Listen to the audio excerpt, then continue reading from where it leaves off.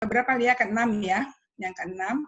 Dan bersama kita sudah ada Pak Tri Gunadi, ini pemilik Yamed ya, satu tempat untuk terapi anak-anak berkebutuhan khusus ya, yang ada di 40 cabang ya Pak Gunadi ya. Ini luar biasa sekali kalau kita lihat perjalanan dari Yamed, yaitu Yayasan Medical Exercise Therapy ini dari tahun 2010 ya, 2000. Jadi dalam 20 tahun ada 40 cabang, jadi berarti setiap tahun tambah 2 cabang.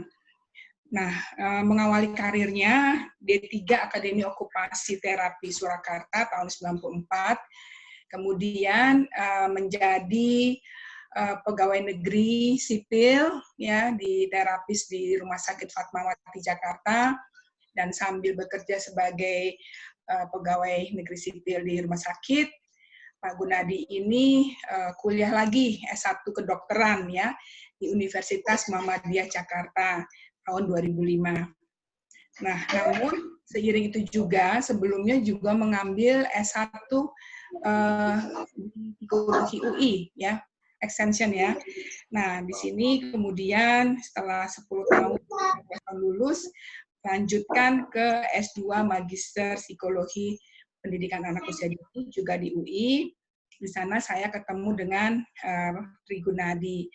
Nah, ini mengagumkan sekali yang sangat besar, dan sampai sekarang pun malah masih belajar mendapatkan tugas dari vokasi UI, karena beliau adalah juga dosen di vokasi UI, mengambil profesi psikolog pendidikan di Unikat Majaya. Padahal lebih dekat ke UI ya, kenapa nggak ke UI aja ya Pak Gun ya? Baik, ini kita kenal semua, nanti bisa dilihat luar biasa nih capaian-capaiannya Pak Gunadi. Yang jelas dari sesi pada pagi hari ini selama 2 jam ke depan kita belajar banyak tentang terapi untuk anak berkebutuhan khusus. Ya, silakan Pak Gunadi.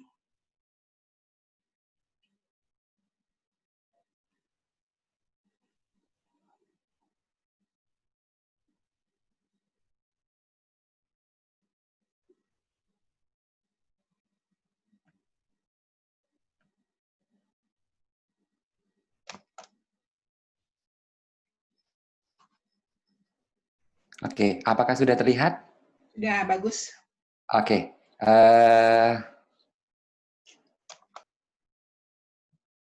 Baik, Prof, terima kasih atas waktunya. Terima kasih buat teman-teman. Tadi sudah diperkenalkan tentang saya, dan hari ini saya akan share tentang bagaimana melatih komunikasi fungsional anak berkebutuhan khusus di rumah, terutama pada masa new normal atau pandemi ini.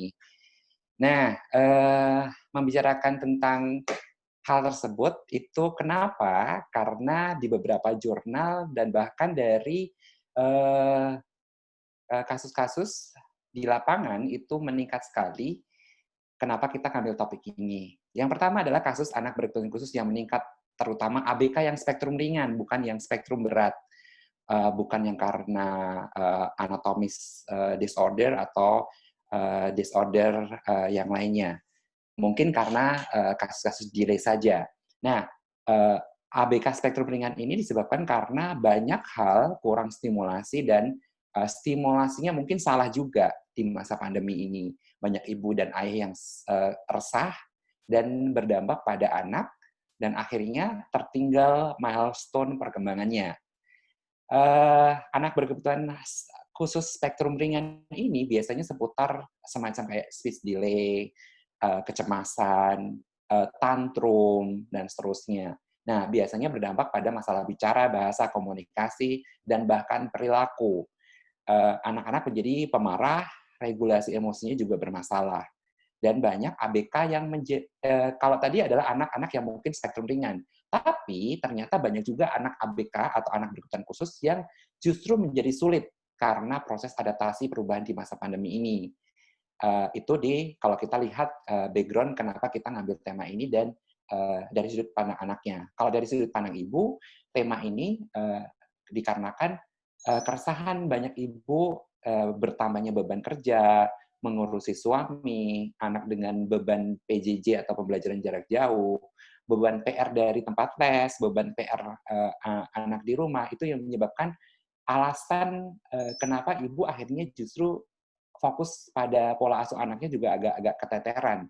Nah, ini juga disebabkan juga karena regulasi keuangan mereka. Banyak ibu yang mengeluh juga makan 3 kali sehari harus menyiapkannya, yang mungkin setiap hari banyak yang mungkin karena bapaknya bekerja, jadi tidak begitu fokus pada kebutuhan-kebutuhan rumah tangga. Dan bahkan kebutuhan listrik yang meningkat, kebutuhan kuota yang meningkat, itu juga menjadi keresahan yang lain juga.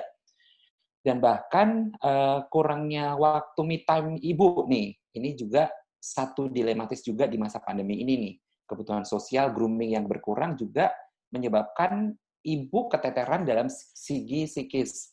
Dan kebetulan saya tergabung juga di dalam volunteer sejiwa. Volunteer sejiwa ini kami menangani hotline untuk kasus-kasus psikis, dan ini yang banyak juga disampaikan di kasus-kasus ini hotline sejiwa. Nah, hal juga dilihat dari sudut pandang ayah juga sama. Keresahan ayah, penghasilan yang menurun, bahkan banyak kasus PHK, pusing dengan kebutuhan keluarga meningkat, kebutuhan me time ayah yang berkurang, kebutuhan sosial yang berkurang juga menyebabkan akhirnya pola asuh pada anak yang keteteran juga. Nah, kita sekarang akan masuk ke definisi apa itu komunikasi fungsional. Komunikasi fungsional itu adalah pengiriman dan penerimaan pesan baik isi maupun tingkat instruksi pesan yang langsung dan jelas serta sebagai sasaran antara isi dan tingkat instruksi. Itu menurut Stiles 2003. Nah, kalau komunikasi fungsional menurut Satir 2013 adalah dipandang sebagai kunci sebuah keluarga yang berhasil dan sehat, didefinisikan bahwa berhasilnya penyampaian pesan yang sesuai dengan isi dan akhirnya sampai ke orang yang dituju. Itu adalah komunikasi fungsional di dalam keluarga. Nah, komunikasi fungsional pada anak. Sekarang kita akan ngomongin tentang komunikasi fungsional pada anak, baik anak reguler maupun anak berkebutuhan khusus. Jadi sebenarnya kalau kita membicarakan tentang komunikasi fungsional, itu tidak terlepas dari hard skill dan soft skill.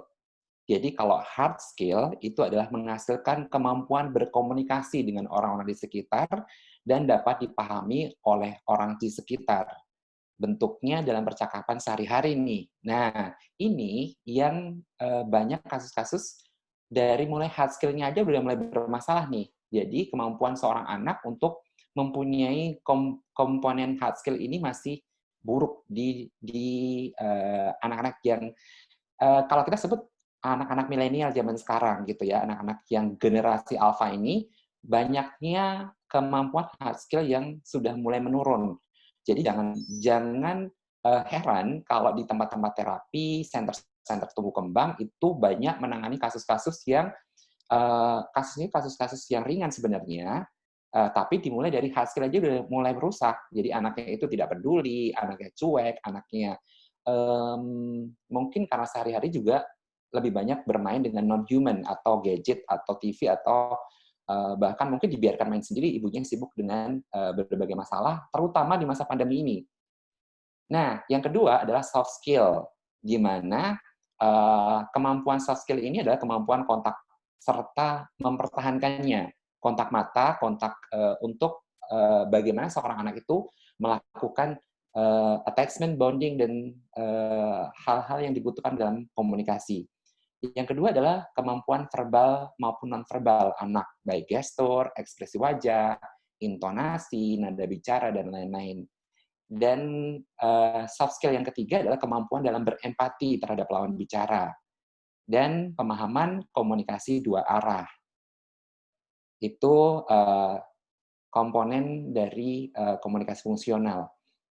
Nah, sebenarnya komunikasi fungsional, baik itu pada anak reguler maupun anak berkebutuhan khusus, itu kuncinya apa sih? Nah, ini nih, kunci komunikasi fungsional pada anak berkebutuhan khusus itu satu, yang jelas saat berkomunikasi dengan anak berkebutuhan khusus harus selevel atau sejajar mata dengan anak, sehingga akan berkemungkinan terbentuknya kontak mata.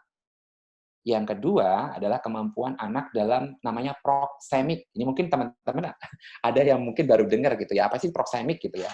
Proxemic itu adalah ternyata kemampuan seseorang untuk memperkirakan jarak yang normal, jarak yang etis, jarak yang layak gitu ya, untuk antara si pembicara sama yang lawan bicara.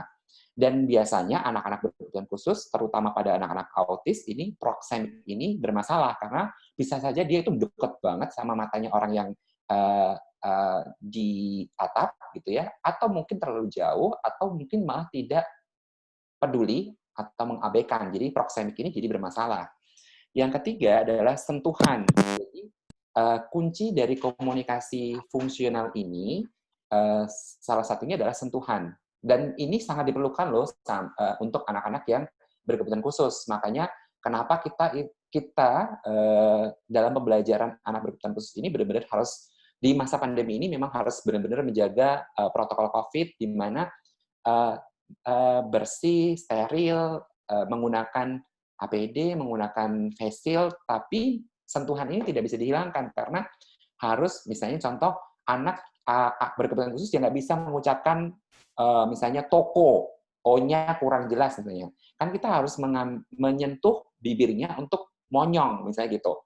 Monyongkan bibirnya. Nah, itu penting sekali nih pada komunikasi fungsional anak berkebutuhan khusus memang harus melakukan sentuhan.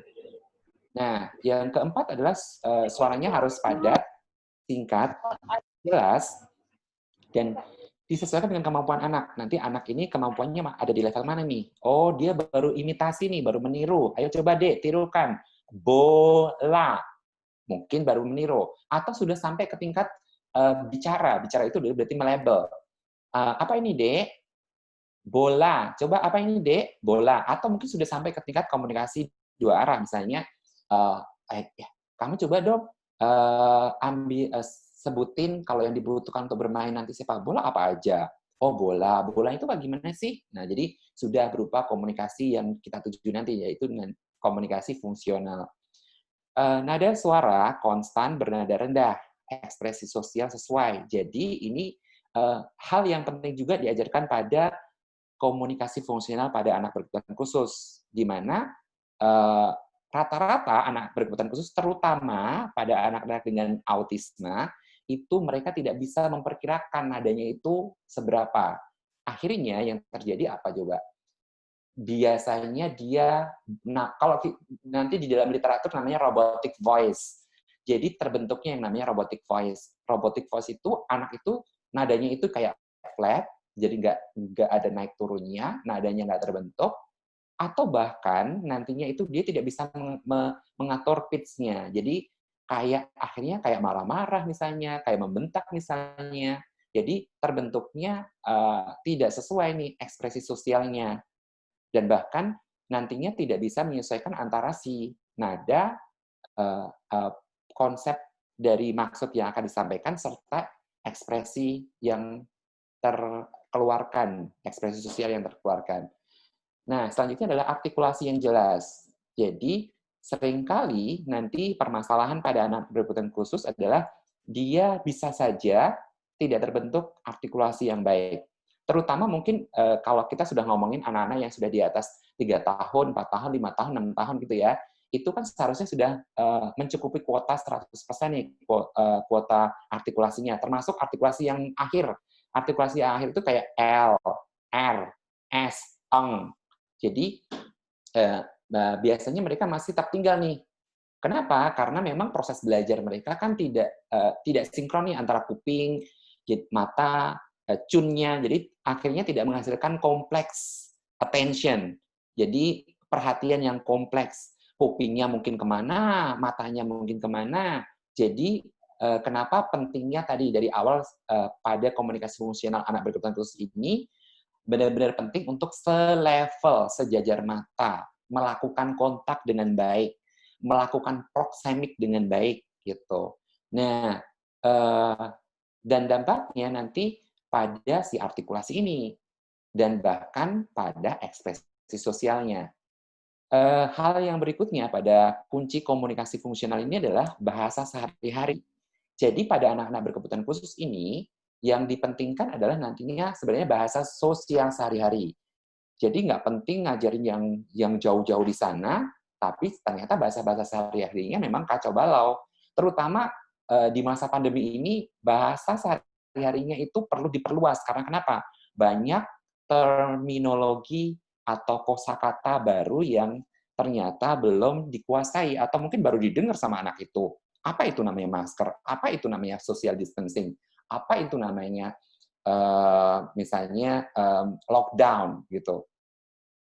Nah, itu hal-hal yang nantinya kita akan bantu pada komunikasi fungsional anak berkebutuhan khusus.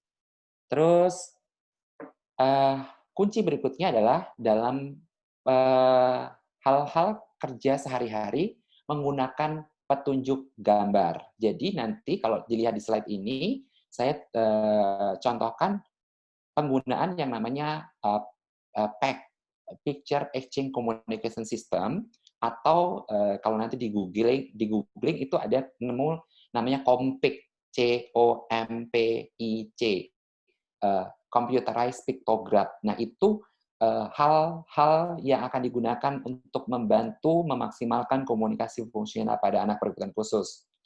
Dan yang terakhir adalah pancing anak untuk ingin tahu banyak.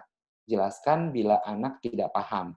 Jadi banyak hal, bahkan nanti orang tua harus mencatat nih dalam kertas khusus, namanya kosakata sampah.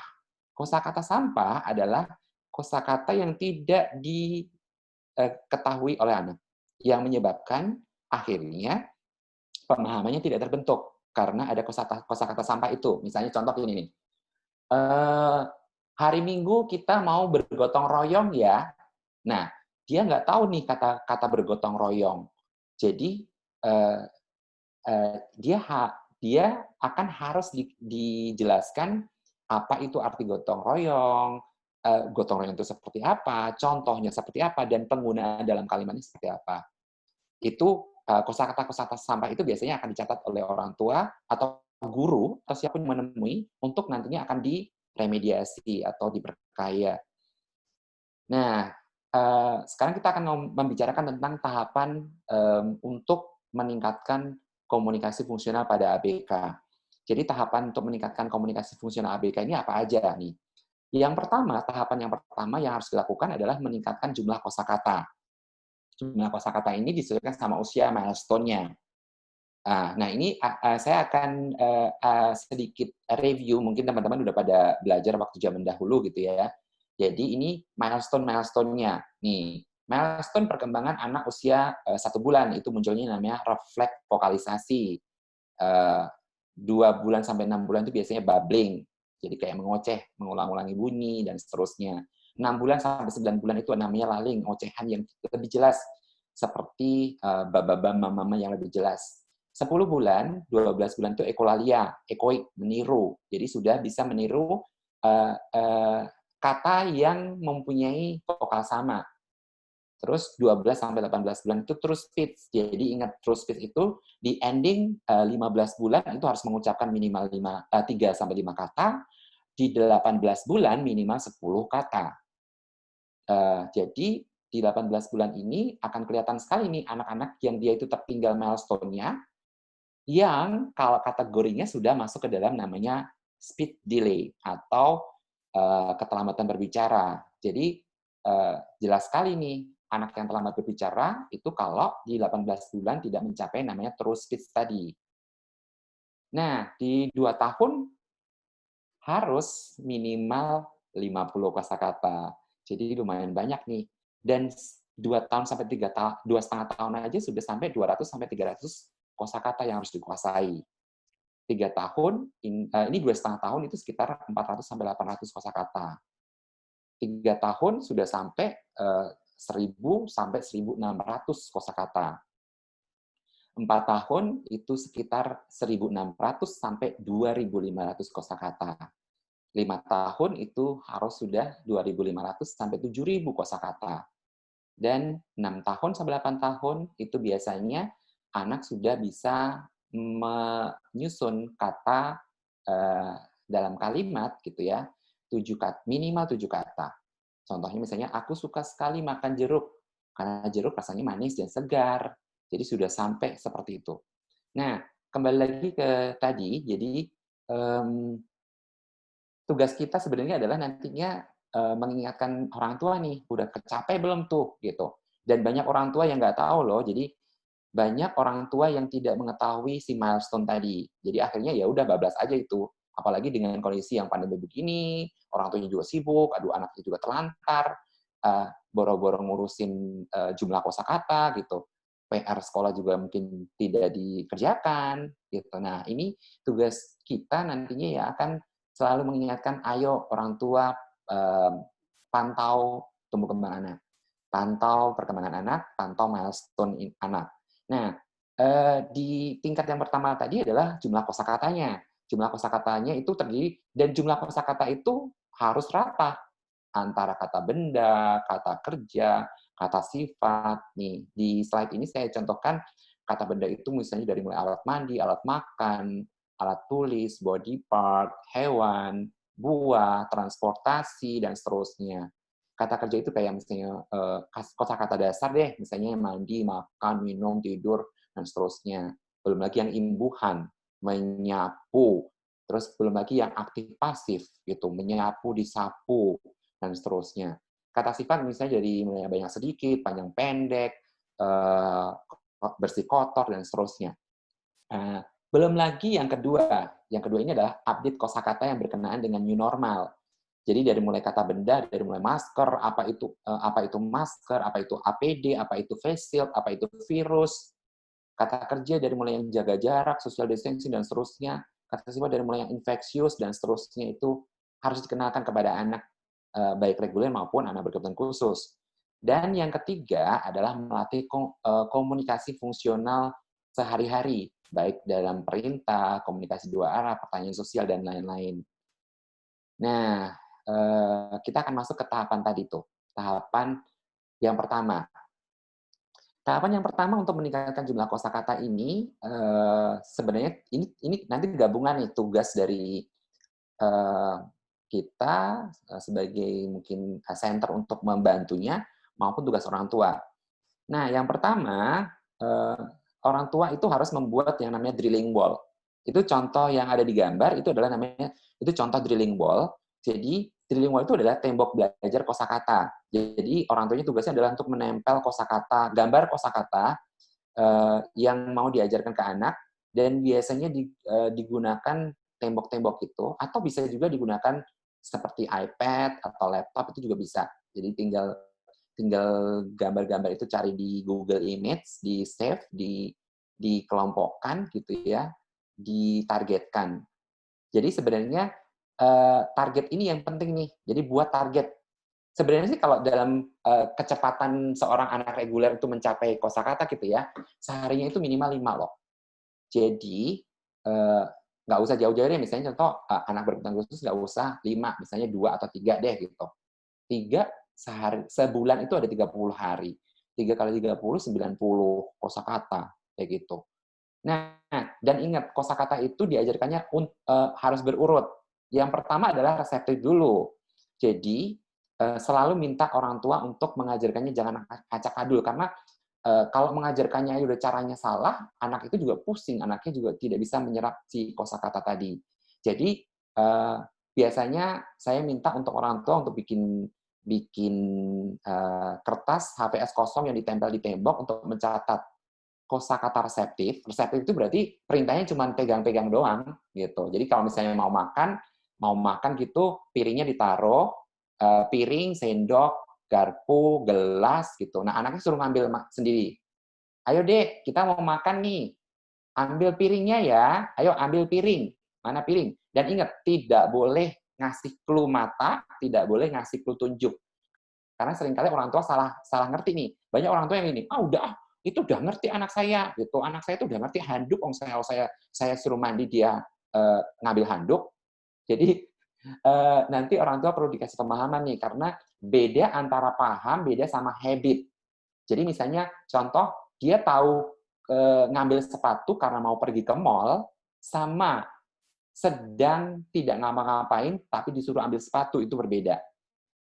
Jadi banyak orang tua yang salah pikir bahwa anaknya sudah ngerti nih handuk, padahal mah karena ditunjuk, karena mau mandi, ya karena ngambil handuk karena mau mandi itu Kak. Jadi bukan pemahaman tentang handuknya, tapi karena tadi tuh habit atau kebiasaan aja gitu. Jadi nanti perlu ditekankan pada orang tua untuk mengajarkan kosakata ini dibagi menjadi dua, reseptif dan ekspresif. Jadi setelah anaknya bisa dapat reseptif, baru ekspresif. Dan perlu diingat, tidak boleh langsung hantam hajar bleh untuk ke ekspresif. Jadi anaknya di-drilling untuk, ayo, ini, sebutin, handuk, handuk. Padahal anaknya ngerti handuk yang mana juga belum tahu. Gitu. Nah, itu yang bikin stres anak. Jadi, cara pengajaran anak yang acak-adul juga akan membuat anak lebih tidak maju-maju malahan. Tidak bergerak dari milestone yang seharusnya. Nah, jadi harus diajarkan dulu di reseptif, baru bisa ekspresif. Jadi, nanti minta orang tua untuk mencatat mana yang sudah masuk reseptif, mana yang masuk ekspresif. Nah, tahapan peningkatan jumlah kosakata yang keempat adalah prinsip stimulasi, yaitu sedikit, sering, berulang. Dan tujuannya adalah untuk memaksimalkan memori. Dan hati-hati terutama anak-anak berkebutuhan khusus yang memang berkendala di intelijensia. Jadi anak-anak Down syndrome, anak-anak ID, intellectual disability, anak-anak slow learner, anak-anak borderline, gitu. Itu stimulusnya banyak malah nggak maju-maju. Karena kenapa? Karena ternyata orang tuanya salah. Nah, seringkali yang orang tua lakukan adalah nempel yang gambar poster yang beli di pasar gitu tuh. Jadi beli gambar yang beli di pasar langsung ditempel, plek-plek di tembok, diajarin semua. Nah, malah nggak nyampe-nyampe lah. Jadi pengajaran itu harus tadi prinsipnya stimulasinya sedikit, sering, dan berulang untuk memaksimalkan memori. Terutama anak-anak yang tadi, gangguan intelijensia. Nah, kosakata yang diajarkan digunakan dalam percakapan langsung, jadi bentuknya komunikasi dua arah. Jadi biasanya jadwal itu ditempel, jadi jadwal itu divisualisasikan. Jadi ini saya kasih contoh kayak nih, jadwal itu nih dalam bentuk kayak gini nih. Jadi biasanya orang tua diminta untuk membuat jadwal yang tervisualisasi. Nah, di jadwal ini disampaikannya dengan tadi bentuk sehari-hari, komunikasi sehari-hari. Jadi ini biasanya ditanya nih. Jadi anak-anak itu biasanya kalau mau melakukan sesuatu akan diminta untuk, ayo sekarang ini sudah selesai mandi, ngapain lagi nih, ayo, gitu. Dia harus menyebutkan yang ada di jadwal ini, misalnya waktunya belajar, misalnya gitu. Nah, jadi ini kosakata yang akan diajarkan tadi itu diajarkan dalam bentuk percakapan langsung, bukan hanya gambar itu. Dan kompak melakukan semua anggota keluarganya. Jadi siapapun yang ada di rumah yang didelegasikan, misalnya pembantu ya pembantu, atau asisten rumah tangga ya asisten rumah tangga, nenek ya nenek. Dan hati-hati nih, ternyata banyak orang dilematis, terutama di Jakarta ini nih, orang tua bekerja, ternyata anaknya diasuh oleh nenek. Ternyata anaknya diasuh oleh asisten rumah tangga, sedangkan mereka tidak punya pemahaman tentang pola asuh yang benar, yang baik, yang tepat itu seperti apa. Itu yang menjadi perlu concern-nya kita melakukan penekanan pada orang tua untuk kompak untuk melakukan, baik semua anggota keluarga maupun yang berinteraksi dengan anak. Dan konsisten, itu kata kuncinya.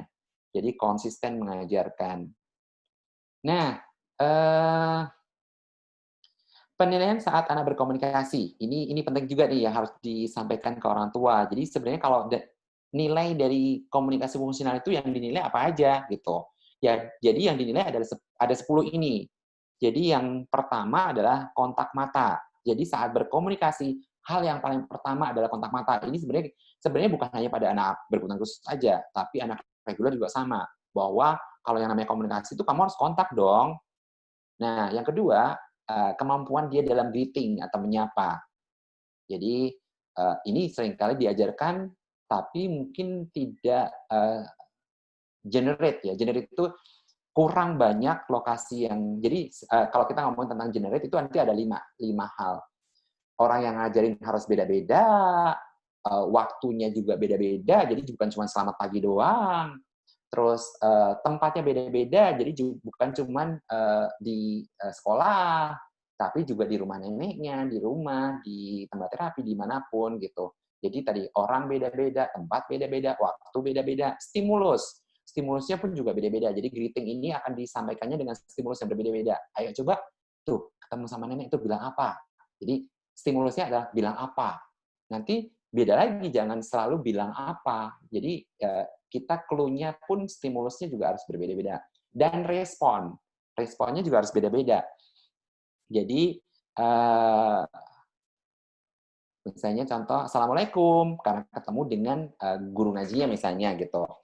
Ketemu sama temennya papa yang mungkin agamanya Nasrani gitu. Berarti, selamat siang Tante, jadi greeting-nya beda. Nah, itu responnya. Jadi itu yang nantinya harus diajarkan kepada anak. Jadi yang pertama adalah kontak mata, yang kedua adalah greeting, kemampuan menyapa tadi, dan ingat tadi kemampuan menyapa itu ada 5 aspek yang harus diajarkan. Tempatnya beda-beda, orangnya beda-beda, waktunya beda-beda, stimulusnya dan responnya beda-beda. Dan yang ketiga adalah parting. Parting ini adalah berbagi perhatian. Jadi kemampuan dia dalam melakukan, namanya kalau di dalam psikologi nanti kalau nemu namanya tacting atau parting. Jadi berbagi perhatian, kontak yang berubah. Jadi bukan hanya satu aspek. Jadi kalau misalnya contoh kita membicarakan film dengan orang, membicarakan gambar yang poster yang ada di tembok deh, misalnya gitu. Jadi kalau kita namanya parting itu adalah kontaknya adalah ke orang, nanti kontaknya ke poster. Kontaknya ke orang, ke poster. Kontaknya orang, ke poster. Nah, itu namanya parting, berbagi perhatian. Nah, yang keempat adalah meminta sesuatu. Jadi bagaimana dia meminta sesuatu pada orang, rebutkah, nunjukkah, gitu. Dan ini yang penting sekali nih, bahwa di dalam komunikasi fungsional, nunjuk tidak diperbolehkan. Jadi yang kita dorong adalah kemampuan verbal, komunikasi fungsional verbal. Jadi otomatis adalah selain nunjuk juga harus mengatakan, mau itu dong. Nah, dan dalam meminta sesuatu ini, jangan lupa memasukkan 10 kata ajaib. Nanti kalau klik di Google itu ketemu tuh, atau mungkin saya pernah ulas 10 kata ajaib itu di Instagram saya. Jadi bilang minta tolong, kalau minta tolong, bilang terima kasih kalau udah dikasih, bilang minta maaf kalau salah, bilang permisi kalau mau pinjam barang orang, dan seterusnya. Itu ada 10 kata ajaib. Jadi jangan lupa di part keempat ini, meminta sesuatu itu akan memasukkan 10 kata ajaib. Terus yang kelima, tadi itu proksemik. Jadi menentukan jarak antara lawan bicara saat berinteraksi. Yang keenam adalah expressing displeasure, jadi kemampuan menyatakan saat tidak suka. Jadi, nah ini yang seringkali bermasalah pada anak-anak tadi itu yang saya sebutkan, bahwa kita itu lagi membesarkan anak-anak generasi alfa yang luar biasa. Ini yang tidak sangat-sangat buruk. Jadi kita tahu bahwa tantrum itu normal. Jadi tantrum itu wajar. Dari mulai 18 bulan sampai 5 tahun itu memang suatu fasenya tantrum yang wajar. Tapi jadi tidak wajar saat itu menjadi masalah di sini, di 6 ini, karena orang tuanya tidak mengajarkan expressing displeasure, jadi kemampuan menyatakan tidak suka nih. Jadi akhirnya apa coba? Akhirnya cenderung destruktif, agresif, negatif dari itu. Jadi cenderung banting barang lah, tantrum lah, bahkan ada yang nonjok lah, melempar barang yang dia pegang lah, mecahin TV lah, kayak gitu. Nah, ini yang penting sekali. Jadi perlu ditekankan kepada orang tua untuk expressing displeasure. Itu yang penting diajarkan pada anak. Bahwa menyatakan tidak suka itu nggak apa, ya bagus, tapi kamu harus menyatakannya dengan cara yang sesuai. Gitu. Nah, yang ketujuh adalah waiting for communication. Menunggu saat berkomunikasi. Ini yang seringkali yang tadi tuh, masalahnya anak-anak generasi alfa ini yang jelek juga gitu. Jadi menunggu saat berkomunikasi. Dia cenderung nggak sabar, cenderung maunya buru-buru, cenderung maunya egonya tinggi, cenderung cenderung maunya diturutin dengan cepat dan seterusnya. Dan ini memang akibat pola asuh juga. Jadi seringkali orang tuanya kalau anak minta sesuatu langsung dikasih, nggak perlu syarat, nggak perlu pakai poin, gitu. Jadi ya jangan salahkan anak. Anak akhirnya terbentuk kemampuan berkomunikasi yang tidak sabar. Nah, yang kedelapan adalah changing communication role. Jadi mengubah peran dalam berkomunikasi. Ini juga penting nih. Kadang dia harus yang menjadi penyampai, kadang yang dia harus menjadi yang disampaikan. Atau mungkin kalau dalam psikologi kita sering ini ya, active listening, dan seterusnya itu. Itu kemampuan yang sangat sulit pada generasi alpha ini nih. Jadi kenapa sekarang ini banyak anak-anak berkebutuhan khusus yang levelnya mild. Karena tadi itu, karena cenderung kemampuan-kemampuan dasar berkomunikasi ini jelek semua. Jadi terutama nomor 8 ini, mengubah peran dalam berkomunikasi ini. Yang kesembilan adalah perilaku selama berkomunikasi. Perilaku selama berkomunikasi itu kan yang paling penting adalah maintain attention. Jadi tadi kontak yang selalu ada. Jadi tidak cuek, tidak mengabaikan, tidak sibuk sendiri, dan seterusnya. Dan respons saat kalah dalam percakapan, misalnya dia nantinya itu berdiskusi atau mungkin negosiasi gitu ya, itu yang seringkali generasi-generasi anak zaman sekarang ini yang bermasalah. Jadi respon saat kalahnya itu jelek, akhirnya jadi cemberut, langsung kelihatan tuh, langsung negatif emosinya langsung keluar semua, gitu. Nah, tahapan yang kedua, tadi ada tahapan yang pertama, jadi pembentukan kosakata dan komunikasi. Tahapan yang kedua adalah meningkatkan kosakata khusus. Nah, ini yang di zaman sekarang, yang tadi yang new normal atau pandemi ini yang penting sekali nih, mengajarkan proses adaptasi. Dan ini nggak mudah, karena pada anak-anak ABK, anak-anak berkebutuhan khusus, itu seringkali disertai dengan yang namanya sensory processing disorder. Jadi mengalami gangguan pemrosesan sensori yang membuat dia itu ya akhirnya monoton kayak gitu.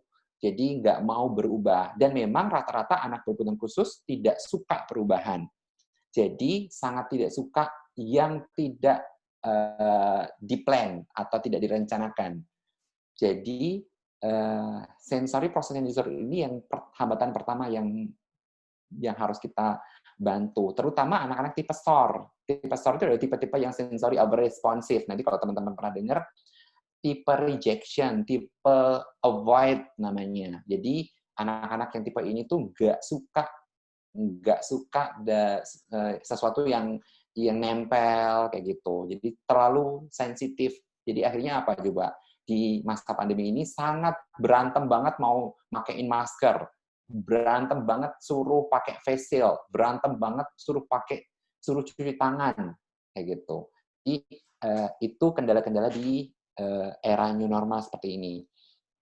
Nah, yang kedua adalah stimulasi sensori sehari-hari, di mana kita perlu mengajarkan nih pada orang tua. Karena seringkali gini, nggak salah juga karena orang tua itu nggak tahu gitu. Jadi banyak kasus-kasus anak-anak di masa pandemi ini terlantar, akhirnya larinya ke gadget dan TV, diakibatkan karena orang tuanya memang satu tidak tahu pemahaman tentang pola asuh yang benar. Yang kedua tidak punya ide nih, nah mesti diapain anak saya, mau anak saya di rumah gitu. Dan anak saya tuh sehari-hari sekarang semenjak pandemi ini memang nggak ada aktivitas yang sekolah dan seterusnya, ya mau nggak mau di rumah gitu.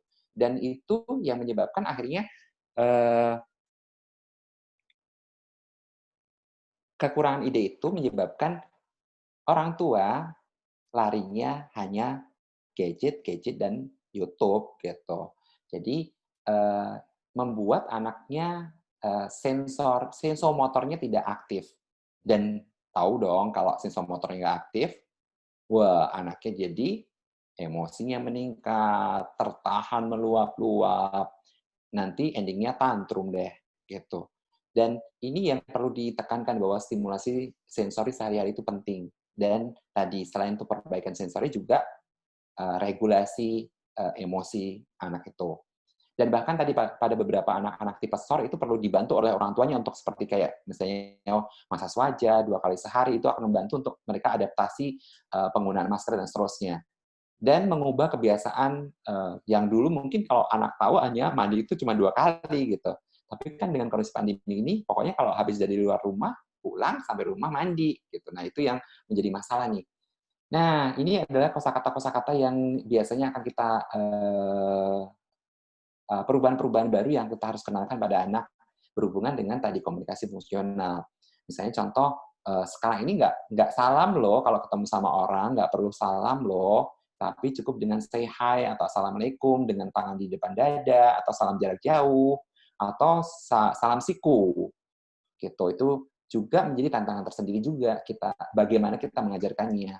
Termasuk misalnya, loh kok sekarang kok ada silang-silang gitu ya di bis atau di MRT gitu.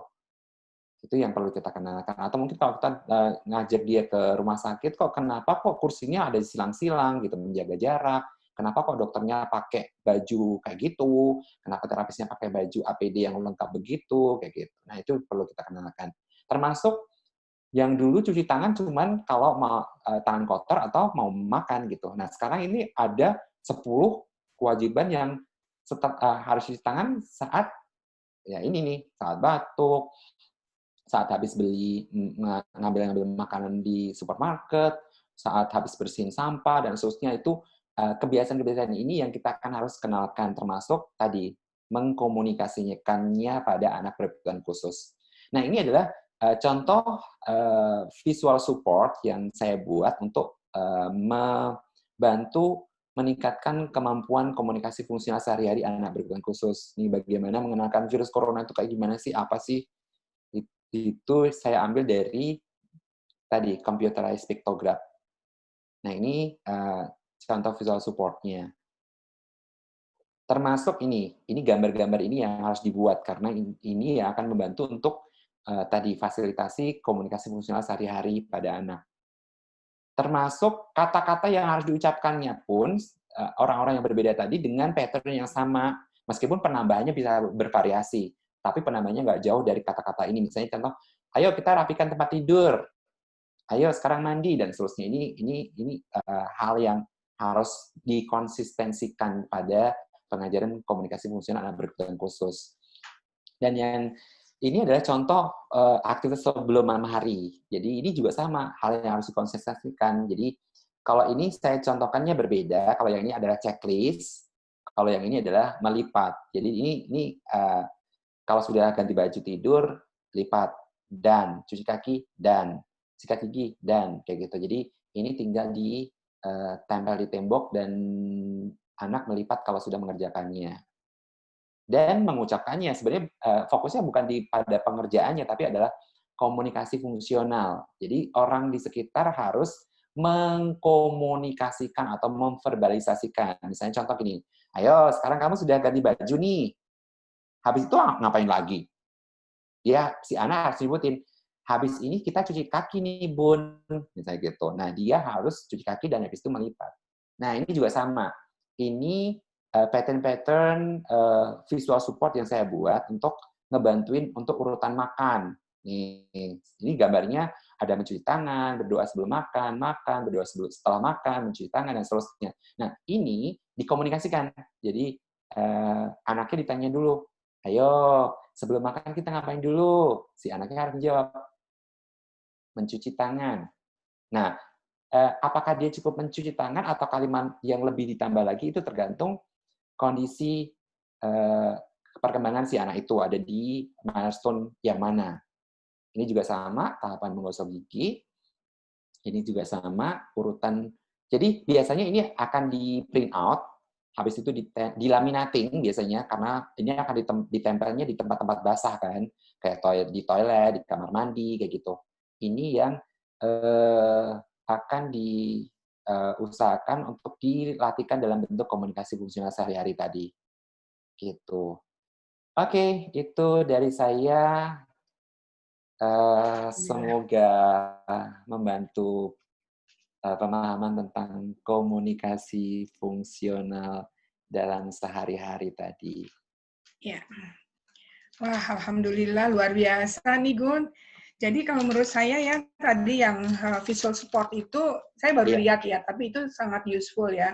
iya Dan biasanya. bukan hanya untuk anak yang berkebutuhan khusus, tapi untuk anak yang biasa pun, Iya, anak betul. usia dini itu bagus banget dan itu sangat Iya, membantu orang tua yang juga terutama yang sibuk dan itu tinggal kasih ke mbaknya atau ke orang rumah gitu ya. iya Nah, betul. ini sebenarnya visual support itu ya memang ide dari Yanmed atau bagaimana ya?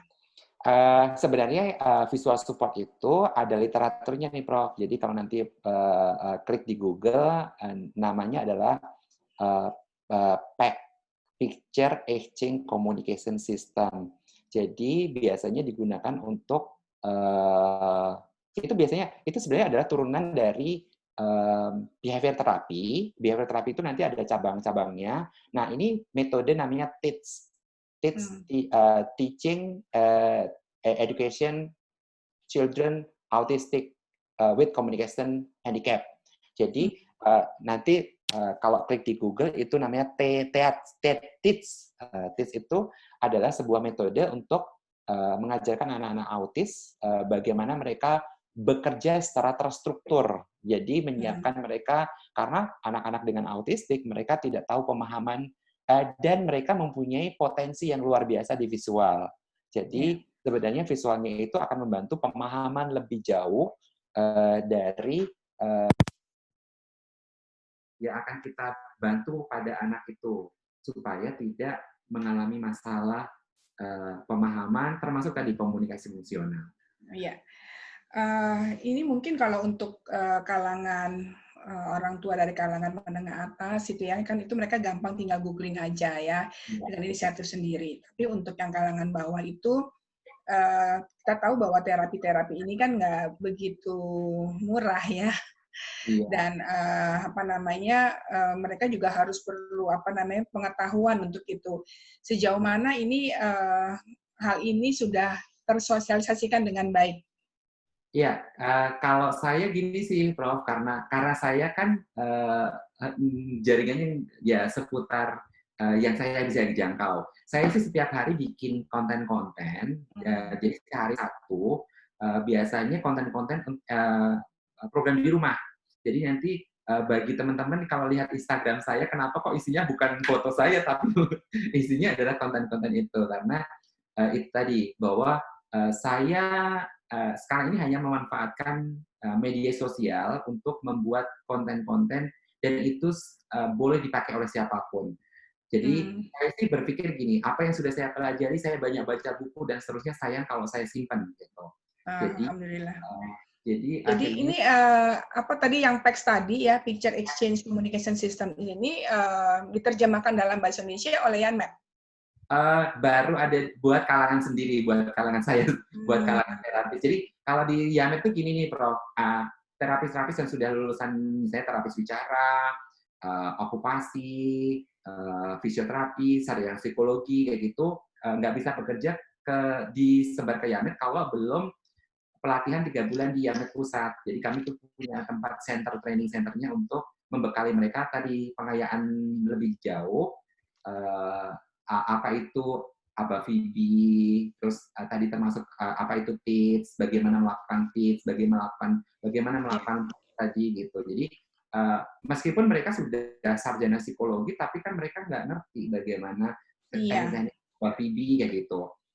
Ya, betul. Jadi, makanya ini motivasi saya ya juga kenapa saya menginisiasi pertemuan ya tiap akhir pekan ini dengan memanggil alumni-alumni atau juga bukan hanya dari alumni profesi pendidikan, karena saya merasa bahwa bekal yang untuk sebagai profesi psikolog sekolah ya yang benar-benar sebenarnya ada muatan klinisnya besar banget, itu nggak cukup dari kurikulum yang sudah diberikan ya. Jadi saya sendiri melihat hal itu. Nah, jadi ini saya sangat bersyukur ya ada acara ini dan bisa diisi oleh alumni ya.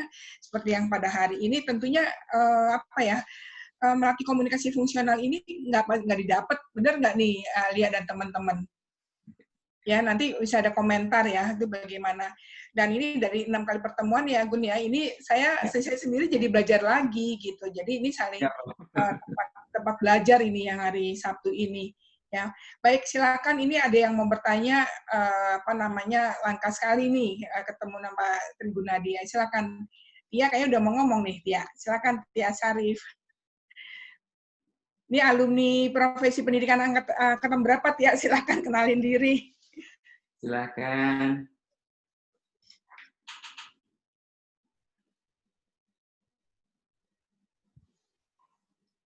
Kok nggak terdengar ya, Prof? Ya, suaranya nggak ada, Tia.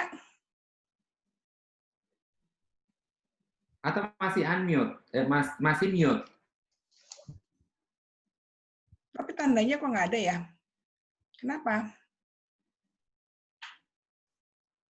Oh, Mbak Tianya bilang yang lain dulu, Bu.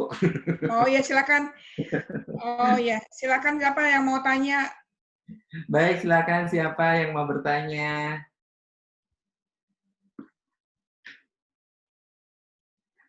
Rafida mungkin. Farida ini dosen juga, dia di Purwokerto. Oh ya. Ya, mana Farida?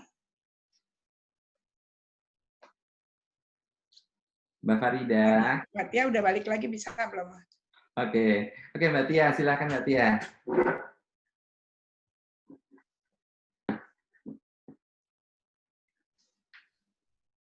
Tadi ada pertanyaan tuh yang kids itu apa, singkatan dari apa sih? Ada di ini nih, di chatting room-nya, bisa dibaca. Oh iya, PEC, Picture Exchange Communication System sudah. Source Sensory of Response sudah. Ada lagi yang... Singkatan dari apa itu tadi, teach? Oh, the treatment and education children autistic with handicap, communication handicap. Bisa diklik di googling, bisa diklik. Oh iya ya. Oke. Jadi sebenarnya kasus-kasus di Unmet ini lebih banyak anak autis atau bagaimana? Sebenarnya kalau sekarang justru gini nih Prof, sekarang banyak kasus-kasus anak terlambat berbicara yang mild gitu, yang ringan-ringan aja. Jadi bukan disorder sebenarnya. Jadi gini, kan kalau kita ngomongin tentang kasus itu nanti dibagi menjadi dua besar sebenarnya, disorder atau delay. Nah, zaman dulu mah, zaman waktu saya tahu bikin Yamet zaman dulu mah memang benar-benar karena delay ya, karena disorder ya gitu.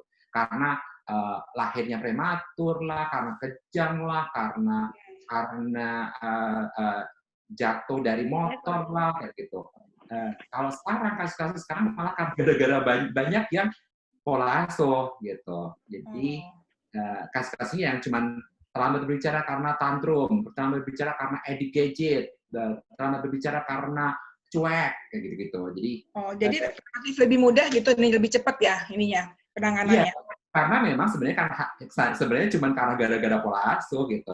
Tapi bukan berarti artian mudah sih Prof. Karena kenapa? Karena mudah ini tergantung si kerjasama orang tuanya juga. Kasus-kasus yang pola asuh tapi ternyata nggak benerin pola asuhnya nggak bener-bener juga ya sama aja bohong gitu. Ya, ini kalau saya kan melihat gini, orang tua ini kan lebih banyak yang udah mulai banyak yang kerja ya. Sementara anak itu kan ditinggal di rumah. Ya kalau apa namanya, ya mungkin kalau anak biasa sih bisa sekolah sampai sore ya. Tapi kalau anak-anak ini kan enggak. Ada nggak sih udah ada inisiatif untuk ngajarin si mbak-mbak ini atau apa orang rumah bagaimana ya? Maksud saya udah pernah ada nggak seperti itu? Kalau kalau yang kami lakukan di Yamet itu ya mau nggak mau akhirnya personal nih Prof. Jadi personal itu dalam artian ya si case per case. Jadi dari analisa kasusnya seperti apa, nah ternyata mbaknya nih ya nanti di sesi berikutnya itu hasilnya ketemu sama mbak, ketemu sama neneknya, ketemu sama orang-orang yang memang terlibat di dalam mikrosistem itu. Jadi mungkin teman-teman udah pada apal betul tuh teori broken barrier tuh. Jadi dari si mikrosistem tuh. Jadi sebenarnya kalau di area Yamet, jadi kami case per case-nya itu pertama memang membenahi si mikrosistem itu, membenahi si lingkungan pertama si keluarga itu. Dan itu pun juga nggak gampang nih Prof. Karena kenapa? Karena banyak ini nih, kita minta ini neneknya nih harus datang nih karena neneknya yang menjadi masalah nih. Neneknya itu di rumah karena bapak ibunya kerja, yang hari sama neneknya. Ternyata neneknya yang manjain. Anak nangis dikasih apa yang dia mau, ya sudahlah, munculnya temper tantrum ini nggak selesai karena itu. Nah, sebenarnya si area mikrosistem itu yang kita benerin di awal selain si anaknya gitu. Ya, sebenarnya ini dengan adanya online gini ya, daring begini, ini memudahkan ya, karena untuk kontrolnya kan, kalau misalnya sebelumnya masih yang normal itu kan mungkin mereka nggak ada latihan di rumah, kita nggak tahu, dan mereka cuma datang untuk latihan pas di Unmet ya, itu pun cuma mungkin setengah jam apa 1 jam. Balik ke rumah dia mungkin ini lagi. Jadi maksud saya apa ya, yang saya ingin tanyakan adalah mereka bisa benar-benar rapih, bisa benar, itu tuh berapa lama terapinya? Setelah berapa kali datang? Kalau kami tuh per termnya, term itu 3 bulan nih, Prof. 3 bulan itu term pertama. Jadi setelah 3 bulan itu biasanya dievaluasi kembali, namanya reevaluasi 1. Reevaluasi 1 itu akan disampaikan grafik percepatan program. Jadi di dalam 3 bulan itu ada namanya program, kami ada setiap terapi itu ada kurikulumnya. Kurikulum itu nanti misalnya contoh ABA-FIB, Applied Behavior Analysis Verbal Behavior, ini kurikulumnya udah nyampe berapa. Si terapi bicara, ini kurikulumnya dari 1 sampai berapa. Gitu. Jadi nanti kecepatan itu yang akan dianalisa nih, kecepatannya seberapa persen grafiknya, hambatannya apa, kenapa, itu akan ketahuan tuh. Oh, ternyata yang masih error mikrosistemnya nih, ini rumahnya masih belum benar nih. Oh, rumahnya bagus banget. Ya. Jadi nanti akan ketahuan dari analisa si pas 3 bulan pertama itu ada namanya fase reevaluasi. Oh, bagus banget ini. Baik, Pak Gunadi, ini ada pertanyaan dari Cica ya. Silakan Cica, di sini nanti Tia ya. Silakan. Selamat siang, Pak Gunadi. Iya, siang Mbak Cica. Terima kasih untuk sharingnya, sangat bermanfaat sekali. Saya mau cerita, saya punya anak. Oh ya, by the way, saya background-nya bukan orang psikologi. Kebetulan anaknya Prof. Reni ini. Oh, oke, Mbak Cica. Iya. Nah, kebetulan anak saya tuh saat ini, yang kedua itu usianya 8 tahun. Ketika dia usia 3,5 tahun, saya bawa ke psikolog dan mendapat treatment karena dia mengalami sensory processing disorder. Nah, dia sempat ikutan play therapy di sebuah klinik di Kota Bandung. Cuman saya ngerasa kurang tepat. Saya juga sempat belajar floor therapy ya sama Dr. Dewi. Saya akhirnya menerapkan si terapi-terapi ini di rumah. Nah, saat ini Khalif sekolah di Sekolah Arunika Waldorf. Jadi itu metode pendidikan berdasarkan Waldorf School. Nah, saya melihat dia memang mengalami banyak sekali perkembangan, terutama dari sosial emosionalnya. Hanya saya tetap memperhatikan untuk kebutuhan komunikasinya, dia itu cenderung emang agak sepertinya tuh tetap kurang jelas gitu. Dan kalau misalkan ketemu sama orang terkait tadi pembahasan hari ini tentang komunikasi fungsional, dia tuh kalau disapa gitu ya, halo Khalif gitu sama orang, dia tidak akan menatap muka si orang itu. Jadi dia kayak selewat aja, halo gitu. Tapi kayak suaranya tuh kecil dan ya itu terutama sama orang-orang yang mungkin jarang ia temui. Nah, menurut Pak Trigunadi, ada saran nggak untuk kalau misalkan saat ini di sistem dia di sekolah sama temannya dia sudah baik sekali, tapi ketika berhadapan sama orang baru, apa yang harus bisa saya fasilitasi gitu untuk bisa membuat dia menjadi lebih percaya diri atau ya seperti itu. Terima kasih Pak. Sama-sama Mbak Cica. Jadi gini Mbak Cica, sebenarnya satu hal yang penting gitu ya, bahwa sebenarnya kalau namanya terapi itu tidak bisa hanya menggunakan namanya single modality atau modalitas. Jadi dan itu mungkin agak kesalahan di awal juga nih, gitu. Mohon maaf nih gitu, karena si gangguan komunikasi fungsional itu tadi kan ada syarat tuh 10 syarat tadi tuh, dari mulai eye contact-nya, konsentrasinya, compliant, kepatuhannya tadi itu gitu. Dan dengan cara play therapy itu tidak ada beberapa aspek yang tidak diperhatikan nih. Karena kenapa? play therapy, floor time.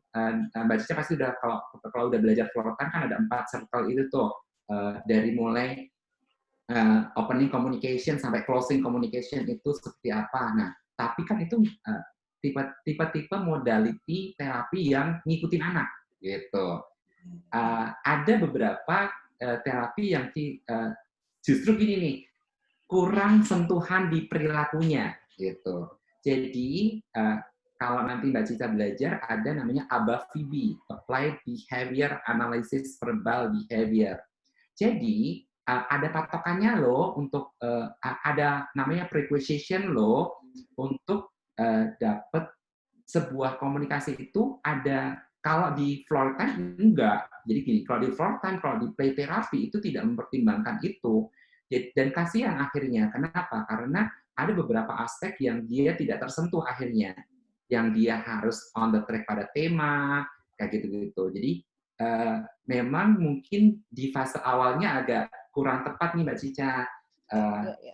Terapi pendekatannya ya. Ya, pendekatannya tidak komprehensif namanya. Jadi sensori terpenuhi enggak, tadi compliant atau kepatuhan terpenuhi enggak, dua arah terpenuhi enggak, kayak gitu. Jadi kalau hanya menggunakan single method atau modality yang hanya satu tadi, itu yang dikhawatirkan ada beberapa yang kurang di aspek lain tadi tuh, gitu. Padahal sebuah komunikasi tadi ingat tuh, harus bagaimana dia harus berganti peran, bukan hanya penyampai, tapi harus yang harus juga good listener, jadi pendengar yang baik juga kayak gitu. Nah, itu yang tidak didapat di dalam satu modality tadi gitu. Kenapa kalau kami di Yamed, kami tidak hanya menggunakan misalnya floor time aja. Jadi nanti ada banyak banget tuh. Ada floor time, ada sunrise, ada teach, tadi ada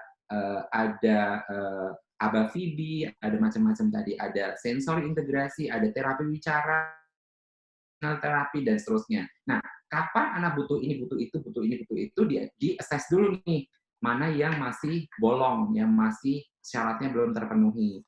Nah, saat syarat itu belum terpenuhi, ya sayang, gitu. Sayang sekali kalau ada bolong di satu titik. Kalau saya lihat tadi dari cerita Mbak Cica, itu bolongnya adalah di tingkat 2 arah. Jadi itu berhubungan dengan kalau lebih jauh lagi namanya adalah etika berkomunikasi. Jadi nanti harus menatap, harus menunggu, harus sabar, harus berempati kayak gitu. Jadi itu nanti yang PR lebih jauhnya. Apalagi sekarang 8 tahun. 8 tahun nantinya karena hubungannya adalah nanti dengan apalagi sekolah-sekolah zaman sekarang nih. Sekolah-sekolah zaman sekarang itu bukan tipe yang ngerjain di paper and pencil, tapi presentasi, harus bikin project dan mempresentasikan di depan. Hi, I have my project is banana split, blablabla, kayak gitu. Itu boro-boro nanti dapat akhirnya gitu. Jadi itu yang nantinya akan kesulitan gitu Mbak Cica. Wah, terima kasih pemaparannya Pak. Tapi saya mau nanya ini sesuatu Pak. Kalau misalkan sekarang saya sudah tahu ya permasalahannya di apa, tadi di etiket berkomunikasinya. Kalau dari Yamed sendiri menyediakan fasilitas untuk apa berarti assessment secara online nggak mungkin? Atau ada saran? Nggak bisa. Jadi assessment itu harus ke Yamed. Iya, harus observe karena nanti kita akan menggunakan modality langsung observe dengan challenge itu ada jadi tesnya itu ada di Yamed sih, soalnya ada balance beach gitu kan nggak bisa digantikan ya di rumah ya. Iya. Jadi bagaimana dia harus melompat di trampolin tapi dia harus melempar bola ke titik yang dituju misalnya gitu. Karena nanti itu dilihatnya dari mulai gross tesnya dari mulai sensori. Jadi nanti ada tangganya. Yang pertama adalah sensori. Yang kedua motorik kasar. Yang ketiga motorik halus. Yang keempat motorik oral nih, kemampuan meniup meniup bola nih, meniup bola pingpong ke berapa jauh kayak gitu. Terus nanti tadi tuh bicara dan bahasa, tadi yang 10 aspek tadi tuh, dari mulai kosakata dan seterusnya tadi sampai ke tingkat si kognitif nih, kognitif ada 7 tuh, dari mulai yang mulai attention nanti ada 5 tuh yang divided attention, focused attention kayak gitu. Jadi dia rincian asesmennya banyak. Jadi agak sulit kalau online. Oke, terima kasih. Kayaknya harus belajar khusus ini, Ca. Iya, benar-benar. Terima Ya, kasih ya Pak pemaparannya. ya, Sama-sama. ya, saya nggak tahu, tapi ini saya selalu ngajak Cica. Background-nya dia kan anak ITB, Pak Gunadi. Ya. Kemudian dia lama di Amerika 5 tahun dan Halif lahir di sana. Apakah setelah pulang dari sana itu ada masalah? Tapi ini artinya itu cuma sedikit dan pada setiap hari Sabtu ini saya ngajak Cica karena dia buka Pustaka Lana di Bandung. Dan dia buka program-program pengayaan untuk ibu dan anak gitu ya. Oke, wah, pulang dari Amerika itu dia bawa buku 4.000 buku dan bahasa Inggris semuanya, dan itu ya Pustaka Lana ini sudah cukup banyak membantu untuk literasi di Bandung gitu. Baik, sekarang silakan Tia, ini ada pertanyaan. Tia ini dari Bogor ini, Pak Gunadi. Oke, Mbak Tia. Mudah-mudahan sudah bisa. Apakah sudah bisa terdengar? Ya, jelas. Ya, Oke. Iya, terima kasih kesempatannya Prof. Reni. Saya sangat berterima kasih bisa ikutan Gudang Ilmu di setiap Sabtu. Sama Pak Dr. Gunadi juga, saya ngefans sama Bapak. Jadi saya ikut follow IG. Terima kasih Mbak Tia. Ya, alhamdulillah saya saya dulu pernah jadi guru anak berkebutuhan khusus. Jadi saya dulu background-nya special education needs teacher. Nah, cerita kayak Mbak Cica tadi sih, sebetulnya ada beberapa anak-anak yang kalau misalnya aku ketemu anaknya itu di sekolah, terus anaknya kalau saya ketemu di mall itu nggak kenal. Jadi kayaknya itu sangat sulit dengan konteks gitu. Jadi kalau misalnya saya ini guru itu di sekolah, kalau ketemu di mall nggak kenal. Terus saya pernah mengubah style rambut saya jadi saya pernah rubah rambut saya waktu itu belum berjilbab, dia nggak kenal. Jadi anak-anak ini memang kayaknya sangat sulit untuk konteks kita. Jadi boro-boro ketemu sama anak orang baru yang say hi belum tentu diingat.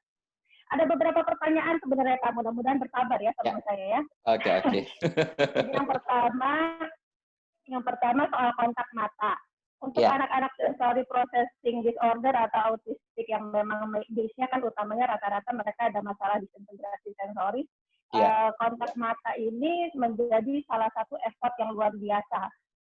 Sementara kadang-kadang kita pada saat misalnya kita minta untuk kontak mata, maka akses sensor ke yang lainnya itu tertutup. Jadi kalau misalnya kita minta dia kontak mata, maka hearing-nya menjadi sangat menurun. Jadi dia jadi kadang-kadang saya suka mengabaikan kontak mata sepanjang dia mendengar. Nah, itu apakah benar apa enggak gitu ya? Apakah itu bisa diterima?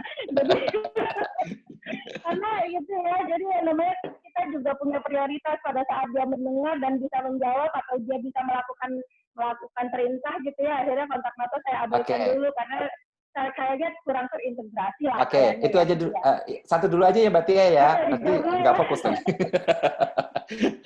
Oke, jadi ingat nih, jangan pernah mengajarkan anak hanya fokus pada satu aspek. Banyak orang tua gini nih, kamu jangan ikut les ini, kamu jangan ekskul ini, kamu tugasnya belajar. Jangan dipikir. Hari gini orang butuh adalah orang IQ itu kalah sama EQ ya, dan EQ itu 4 kali lebih penting dibandingkan IQ. Jadi kecerdasan emosi itu penting. Jadi jangan hanya ngurus IQ, EQ juga penting gitu, dan bahkan EQ itu 4 kali lebih penting dibandingkan IQ. Jadi jangan hanya mengajarkan anak fokus pada satu aspek saja. Nah, bedain antara drilling sama adapting dalam sehari-hari. Kalau drilling itu boleh Mbak Tia pakai ya udahlah abaikan dulu deh kontak matanya. Tapi bedain bedain antara bicara sama komunikasi fungsional tadi. Komunikasi fungsional adalah semua aspek harus dipakai. Kayak misalnya gini, Mbak Tia ngajarin drilling untuk menghafalkan perkalian, sama anak itu ngitung sayur di pasar. Nah, jadi kalau drilling boleh, kamu nggak usah lihat Ibu Tia nggak apa-apa. Tapi kalau aku ajak ke pasar, kamu harus lihat penjualnya loh. Gitu. Jadi, kalau drilling tujuannya adalah untuk memaksimalkan memori, boleh. Tapi kalau saat untuk tadi namanya fungsional, itu harus multitasking. Jadi sangat penting mengajarkan anak multitasking. Jadi kalau di dalam terapi namanya integration sensory atau sensori integrasi. Jadi kuping harus mendengar, mata harus melihat, dan bahkan saat belajar terapi wicara atau belajar berbicara itu nanti ada 5 aspek yang harus dijadiin satu. Kuping harus dengar, mata harus lihat, lihatnya pun 2 hal loh, bukan hanya ke mulutnya si terapis loh, tapi harus lihat ke bendanya loh. Jadi kalau di dalam terapi itu lihat gambar, lihat si bendanya, lihat si mulut yang ngucapin, misalnya saya ngomong ball pen, nah dia harus ball pen. Jadi dia harus lihat, harus dengar, harus lihat, otaknya harus tune, jadi otaknya mulutnya harus meniru, jadi ada 5 body part yang akan terlibat. Kuping, mata, otak, mulut, dan tangan.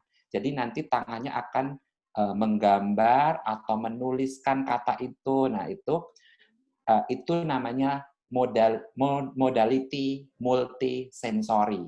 Dan jadi Mbak Tia jangan salah pikir, kalau anak saya itu saya fokusin ngabein si mata, justru malah lebih ingat, justru kalau mau lebih ingat, pakai 5-5-nya. Gitu. Pakai 5-5-nya itu, kuping dengar, mata lihat, otak cun, mulutnya ngulangin kata yang, misalnya Mbak Tia ngajarin penjumlahan deh, misalnya contoh nih ya, penjumlahan. Ayo, 8 tambah 4. 8, ada angka 8-nya, ada tirus-tirus jari itu, hitungan 4 atau gambar apel 4. Jadi ada si modalitinya itu dipakai sama enggak itu beda jauh. Jadi kalau cuman mentingin kuping aja deh, biarin dia fokus, ya salah justru. Gitu. Makanya kayak tadi tuh, justru kayak misalnya orang tua nih banyak yang kayak gitu tuh. Janganlah kamu jangan ikut eskul ini, jangan ikut eskul, kamu tuh tugasnya belajar. Nah, justru yang dipentingkan itu IQ loh, bukan hanya IQ doang gitu. Jadi IQ itu lebih penting ada jurnal yang mengatakan 4 kali lebih penting dibandingkan IQ itu gitu. Dan tadi multimodal sensori itu penting. Jadi kalau dalam terapi malah tadi tuh 5 tadi harus wajib dipakai. Kuping harus dengar, mata harus lihat, otak harus tune, mulutnya harus mengucapkan kembali dan menulis gitu. Tangannya menggerakkan gitu. Itu akan lebih nanti Mbak Tia coba praktekin deh, cobain buat ke anak kalau 5 modal itu dipakai sama enggak beda jauh. Gitu. Oke. Cukup jelas Mbak Tia? Alhamdulillah cukup jelas. Emang kadang-kadang gitu sih, lebih ke konteks pada saat drilling begitu. Tapi kalau misalnya greeting, saya minta, ayo dilihat butianya gitu. Assalamualaikum, dilihat dulu gitu. Tapi kalau misalnya pada konteks one-on-one atau lagi assessment, kadang-kadang aku biarin aja dulu.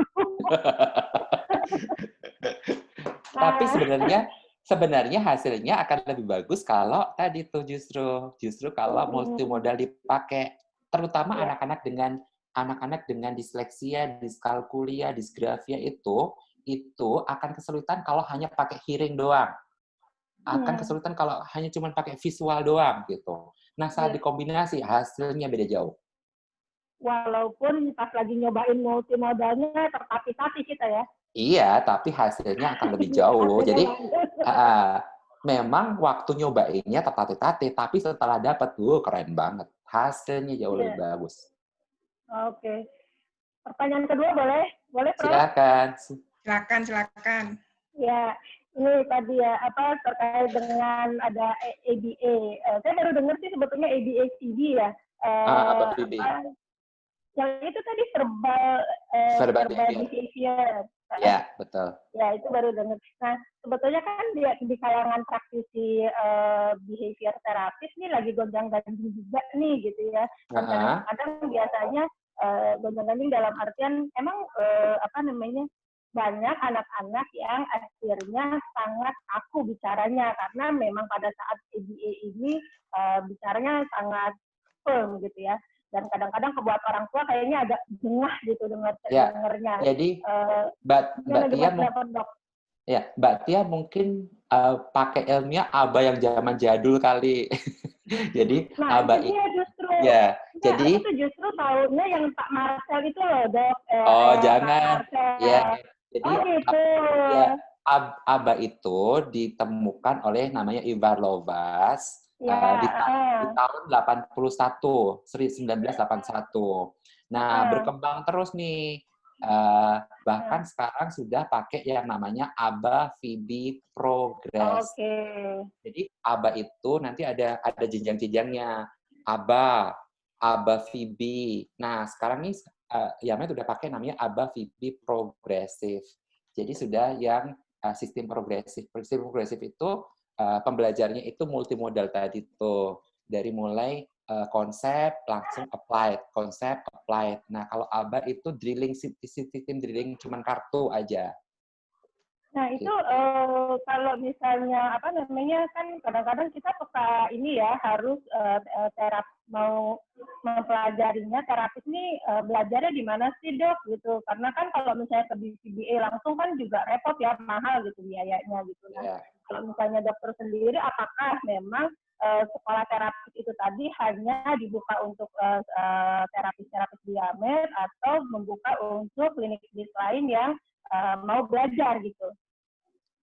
Kebetulan kalau Yamet khusus untuk Yamet karena konsultan kami itu namanya Dr. Partington, itu dari Amerika. Itu memang tidak, kita ada perjanjian tertulis gitu, tidak membuat training selain untuk kebutuhan klinik gitu. Jadi nanti kalau klik di Google namanya Dr. Partington, itu ahli untuk ABA VB, itu yang konsultan kami. Setiap tahun kami dievaluasi sama mereka dan upgrade ilmu. Biasanya kita semingguan itu kalau beliau datang ke Jakarta itu ini upgrade ilmunya aja gitu. Nah, dan tadi tuh sekarang sudah nyampe ke ABA VB progresif, bukan ABA gitu. Oke. Iya, nah, kali dokter ilmunya masih jadul, soalnya urusan sama anak autistik ini dari tahun 2000, Dok, kayak 20 tahun lalu gitu ya, Dok. Cuma kadang-kadang ya gitu, karena memang ilmunya ABA ini banyak praktisinya. Cuma kan pada dasarnya sekolahnya tidak ada, nggak kayak akademi ATW gitu ya. Kalau ATW kan jelas kayak misalnya sensori integrasi kan ada di Fakultas Kedokteran D3 gitu. Terapi behavior ini memang agak sulit ya mencari lembaga yang kompeten gitu di Indonesia. Kecuali kalau misalnya saya jadi terapisnya Yamet kali ya, jadi bisa sekolah di sana. Oke, satu lagi nih, Dok, mudah-mudahan ini ya, Dok. Pertanyaan saya yang terakhir, ini ada tadi dokter cerita tentang assessment yang sangat-sangat panjang itu tadi, banyak item-itemnya. Nah, itu biasanya bagaimana cara pelaksanaannya? Apakah memang itu dilakukan oleh masing-masing terapis untuk melakukan assessment sendiri di waktu-waktu yang berbeda, atau dokter sendiri yang melakukannya, atau bagaimana? Terus kemudian apabila memang ada intervensi yang sangat detail dan harus dilakukan secara bersamaan, kan banyak sekali dan panjang gitu ya. Itu bagaimana cara memberikan pengertian kepada orang tua supaya misalnya bahwa kebutuhan anaknya ini banyak gitu, sehingga mereka bisa kooperatif untuk mengikuti programnya gitu. Ya, oke. Jadi kalau di Yamet itu kita namanya one stop assessment. Jadi anaknya itu waktunya cuma 30 menit sampai 1 jam lah paling lama. Kalau agak-agak rewel-rewel itu biasanya 1 jam. Itu dilakukannya oleh tim. Jadi langsung tidak terpisah-pisah. Jadi si terapis bicaranya ya di situ, ya si terapis perilakunya di situ. Si okupasi terapis di situ gitu, memberikan kita sudah punya ini ya, SOP-nya. Tugas ini itu untuk mengetes kekuatan otot, endurance, koordinasi, dan seterusnya. Tugas ini adalah untuk mengetes konsentrasi. Konsentrasinya ada 2 nih, visual gimana, auditory gimana, kayak gitu. Misalnya contoh dia mengulang digit gitu ya. Coba ikutin ya, kalau kita sebutin apel, jeruk, pisang, mangga.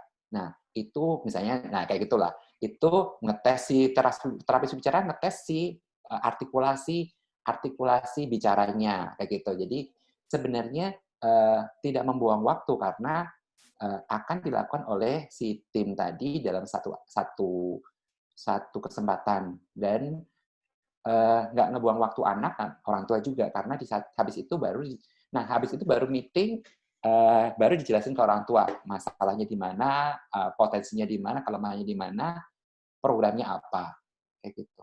Itu yang nggak terpisah-pisah sih, nggak di hari lain lagi, apalagi kayak gitu.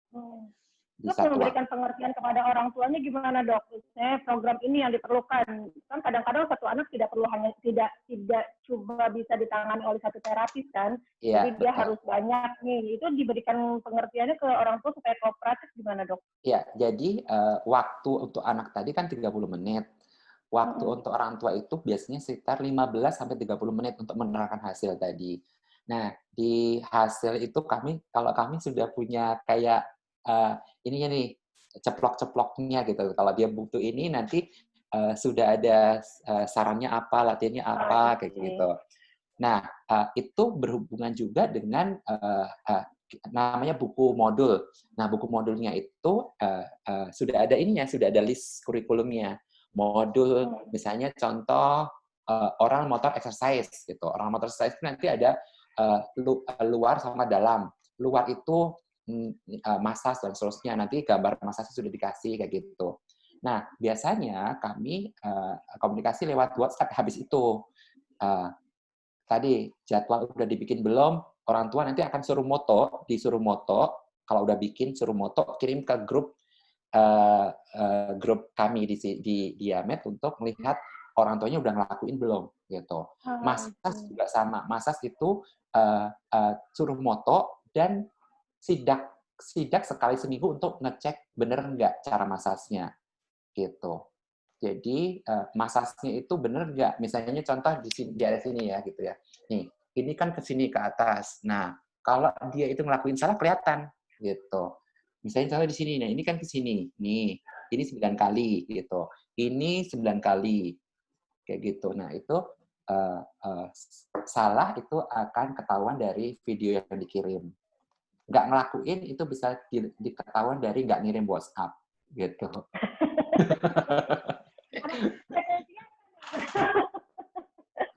Ya konsekuensinya anaknya nggak berkembang baik ya, Dok. Ya, jadi konsekuensinya adalah kalau misalnya kami itu kalau misalnya ketahuan bawa botol dot di tasnya ke Yamet, itu akan ditegur 3 kali. Teguran itu akan dipending untuk jadi yang orang tua ketakutan adalah dipending reevaluasi.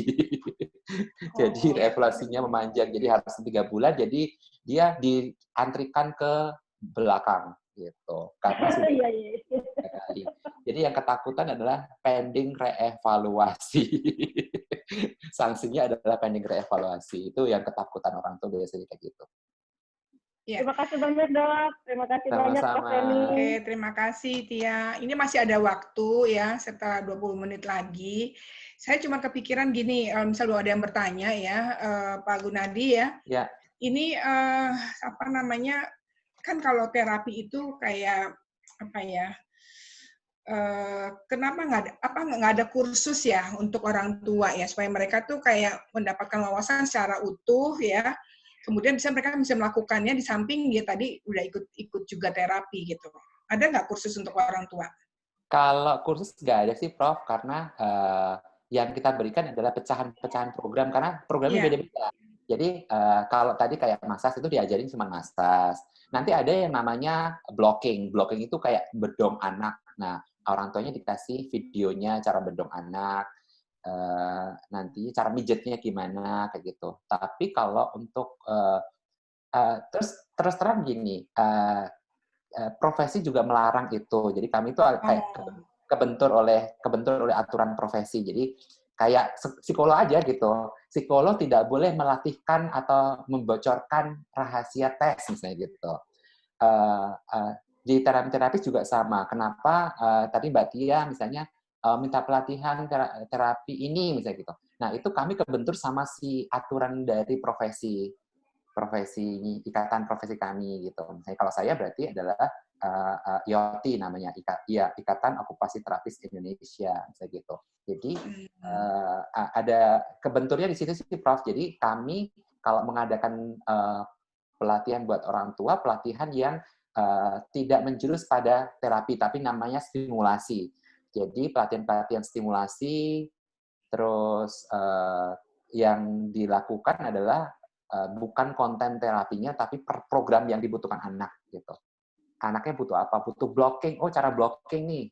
Nanti kalau klik di Google itu blocking itu anaknya itu direbahin, dipijet dulu, terus nanti ini kayak gini nih.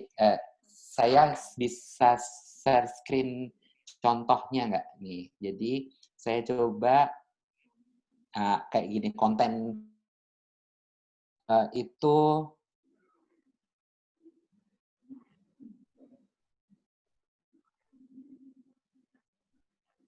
Jadi ada konten yang memang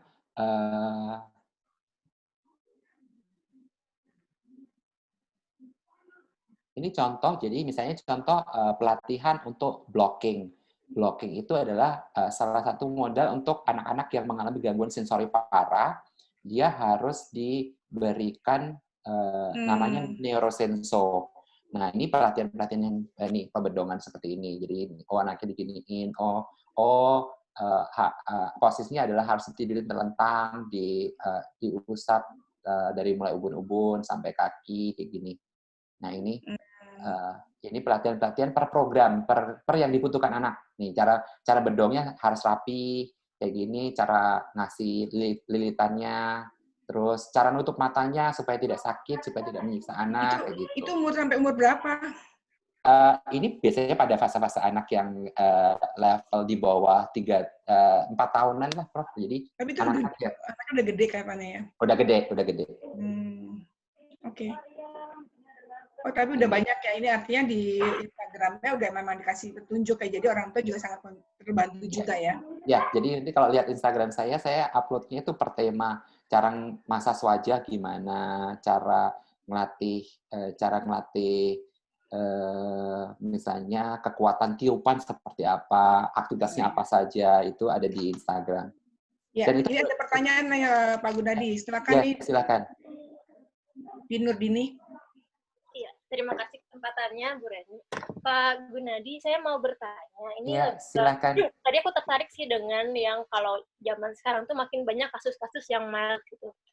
Ya. Dan ini juga aku juga akhir ini sering banget dengar keluhan konsultasi dari orang tua tentang gimana nih kemampuan komunikasi anak-anakku, terutama yang anak-anaknya yang masih kayak malu gitu ya, karena sekarang kan di era COVID ini anak-anak tuh lebih kayak terbatas keluar rumah, main sama tetangga juga enggak, apalagi terus maupun sekolah juga dilaksanakan secara online gitu kan. Kalau dari Pak Gunadi sendiri ada nggak sih saran-saran gimana cara mengoptimalkan, misalkan bisa dioptimalkan secara online oleh yang bisa dilakukan oleh guru-guru, misalkan gimana biar interaksi siswa di kelas online-nya itu biar lebih menstimulus kemampuan komunikasi itu gitu.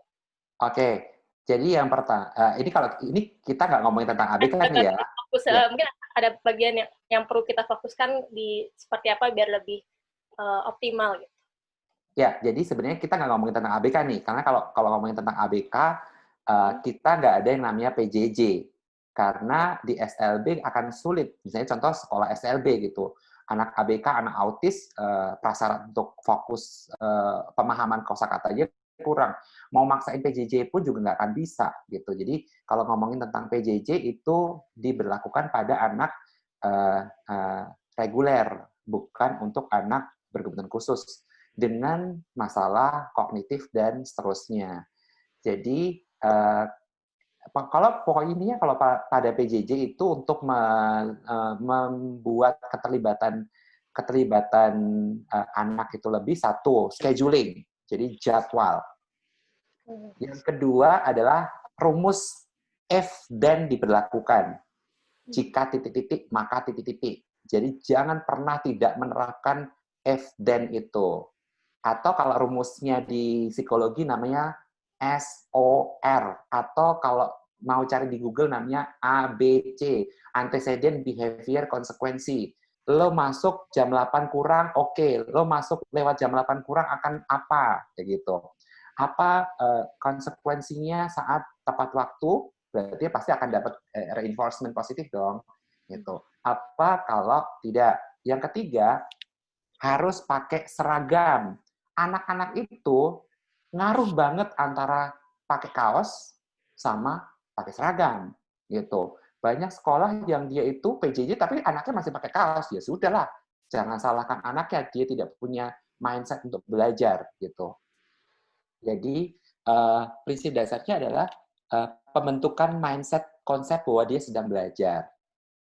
Yang ketiga adalah tidak ada excuse bahwa kuotanya nggak cukup, sinyalnya jelek, jadi videonya dimatiin. Yang nggak bakal, karena namanya PJJ adalah video harus nyala. Jadi akan ketahuan anaknya ngapain. Gitu. Dan dengan PJJ itu guru benar-benar harus lihat layar satu-satu nih. Gitu. Layar satu-satu, oh dia meleng tuh, oh dia nggak fokus tuh, oh dia main handphone tuh di bawahnya tuh gitu. Jadi dan kalau perlu benar-benar ada aturan bahkan sampai tidak boleh, kalau ini kan saya pakai ini virtual background nih gitu, tidak boleh ada virtual background dinyalain misalnya gitu. Jadi itu juga akan memindsetkan anak itu untuk tidak macam-macam nih, karena ada kepikiran sekecil aja itu udah mengganggu si fokus interaksi tadi. Yang keempat adalah guru harus melibatkan si dalam pembelajaran itu tidak satu arah, berarti meskipun hanya cuman pengulangan gitu ya, echoing atau menjawab konten itu penting gitu. Misalnya contoh, ayo tadi Ibu sudah sebutkan apa lagi? Kamu Alif, kamu ini, kamu ini, kamu ini gitu. Jadi ditunjukin satu-satu nih. Jadi punya checklist. Jadi sedia buku untuk checklist si ngecek si anak di jawaban ini, si anak ini udah aku tanya, ini anak ini belum, ini aku tanya, ini aku belum gitu. 24 ya harus sedia 24 checklist gitu. Jadi atau mungkin di random aja, misalnya contoh di pertanyaan pertama 5 pertama ngechecklistnya random, jangan berurut, jangan pernah kayak presentasi udah dikocok duluan, itu nanti ya belakangan udah presentasi akan nggak dengerin gitu. Dan kalau sebuah presentasi si kelompok yang presentasi dan kelompok yang sedang menunggu itu akan memberikan feedback atau tanggapan atau sanggahan atau apapun itu. Jadi tadi bahwa PJJ itu diberlakukan akan sulit kalau untuk anak berkebutuhan khusus. Makanya kenapa guru-guru SLB pada ngeluh itu, dan biasanya saya ngasih sarannya itu tadi, mau nggak mau memang harus ada kunjungan rumah, meskipun di dalam satu hari itu mungkin di random aja, hari Senin siapa, hari Selasa siapa, kayak gitu. Tapi, dan kalau untuk anak ABK cenderung hanya justru yang banyak bekerja adalah namanya home program, jadi orang tuanya. Jadi kalau untuk anak berkebutuhan khusus lebih banyak PJJ-nya adalah PJJ home program. Home program itu gurunya bikin video, nantinya suruh ngapain, kerjain orang tua, reportnya seperti apa, reportnya dalam bentuk video, WhatsApp, foto, sama si project-nya. Gitu. Project-nya dalam bentuk di scan, kayak gitu-gitu. Kalau untuk anak berkebutuhan khusus. Jadi kalau misalnya mau warnai, ya scan warnanya gitu. Tapi mau warnanya harus di videoin gitu. Jadi kalau untuk anak berkebutuhan khusus, tapi kalau anak yang tadi saya omongin tadi syarat-syarat tadi itu adalah untuk yang non berkebutuhan khusus, anak reguler. Gitu. Ya, berarti kalau anak berkebutuhan khusus memang baiknya langsung ya. Iya, betul. Terus Karena kalau misalkan anak yang normal kan tadi lebih kayak guru memperhatikan masing-masing anak. Nah, tapi kalau kita ke sekolah kan kita bisa bermain dengan teman-teman sekelompok gitu. Kalau misalkan via Zoom harus dibuat interaksinya juga kali antara si A dengan si B. Iya, jadi sebenarnya kalau Zoom itu nantinya sudah di skenarioin dulu. Jadi benar-benar harus matang di silabusnya, matang di rencana pembelajarannya gitu. Dan biasanya sudah disampaikan 1 hari sebelumnya nih. Jadi misalnya contoh besok kita akan senam ini. Nanti setiap video dinyalain ya senamnya ya. Nah, senamnya itu nanti akan jadi tugas untuk yang pemberi instrukturnya di step 1 itu Alif, di step 2 itu ini. Nah, dia tuh harus nunggu nih step hitungan 8 kali 4 yang ke 1 kali 8 yang keberapa gitu. Misalnya 1, Dia tetap 2. alert ya. Iya, tetap alert karena kan tetap mereka harus lihat di layar dan harus menggerakkan sesuai dengan mana. Misalnya 1, 2, 3, 4. Nanti gerakan berikutnya apa? Siapa lagi yang memimpin gitu. Jadi sebenarnya sih PJJ untuk anak reguler sih nggak bermasalah dengan interaksi juga sih sebenarnya. Cuman memang virtual bentuknya gitu. Atau mungkin nyanyinya di bait pertama siapa, bait kedua siapa, bait ketiga siapa kayak gitu. Itu sebenarnya sih ngomongin kalau untuk anak reguler mah nggak masalah sih PJJ. Oke, baik. Terima kasih Pak Gunadi. Sama-sama. Ini makin menarik nih, apa namanya? Saya pikir gini ya Pak Gunadi ya, anak-anak yang tadi disebutkan ya, yang tadi apa namanya ABK yang bukan A, bukan B, bukan C ya, tapi yang tadi autis ya. Itu kalau di sekolah inklusi bisa nggak sih? Apa lebih baik dia sekolah khusus atau di inklusi? Sebenarnya kalau kasus-kasus anak dengan spektrum autisme, sebenarnya kalau dia diterapi dengan baik nih Prof, itu kognitifnya sama seperti anak reguler, bahkan IQ-nya justru biasanya kayak misalnya autis yang mild itu rata-rata seputar di namanya Asperger. Asperger itu IQ-nya bahkan justru di atas rata-rata dibandingkan anak normal. Tapi kembali lagi, apakah dia melewati proses terapi dengan benar atau tidak? Karena prasyarat untuk pemahaman itu, jadi gini, di dalam terapi itu, kapan sih anak itu lulus terapi? Yang jelas harus menguasai 500 konsep nih. Jadi kalau teman-teman tahu nih, ini bocorannya gitu ya, kapan sih seorang anak itu berhenti terapi gitu. Nah, 500 konsep itu harus terkuasai itu. Nah, 500 itu ada di kurikulum Abah Fibi tadi tuh. Jadi dari mulai konsep yang paling pertama adalah anak itu harus memahami perintah sederhana. Nanti naik ke perintah 2 tahap, 3 tahap, dan seterusnya. Anak itu harus menguasai kosakata yang tadi itu sesuai dengan si gradasinya tadi itu, 3 tahun harus 1.000 sampai 1.600, 4 tahun harus 1.600 sampai kayak gitu tadi itu. Jadi si jumlah itu benar-benar terhitung. Jadi kalau di dalam terapi itu benar-benar terhitung jumlah kosakatanya dan menguasai 500 konsep tadi itu, dari mulai yang perintah sederhana, kata benda, kata kerja, kata sifat, lawan kata, persamaan kata, pertanyaan sosial, pengetahuan umum. Nanti ada total semuanya ada 500. Nah, jadi sebenarnya apakah dia itu bisa sekolah di sekolah reguler atau tidak? Sebenarnya bahkan bukan hanya anak autis nih, Prof. Semua anak ABK bisa sekolah di sekolah inklusi asal orang tuanya mempersiapkan dengan baik menuju ke 7 tahun itu benar-benar matengin. Jadi biasanya kan kalau orang tua yang benar-benar sadar, itu 18 bulan juga kelihatan kok ABK. Jadi 18 bulan langsung terapi, selesaiin semua jenis terapi, selesai, tuntas, normal. Sekolah di Tapi sekolah. Kan biasanya orang tua itu lambat ya, karena apa? Dan susah membandingkan dengan yang lain. Jadi baru usia 3 tahun, dan kemudian kalau tadi harus 500 konsep itu yang tadi yang bocoran tadi itu belum tentu untuk satu konsep yang pertama itu bisa satu kali datang dia bisa menguasai kan? Iya, lama tuh, Prof. Menurut pengalaman Nenek Pak Gunadi ini perlu berapa tahun nih kalau dia datang dari usia 3 tahun?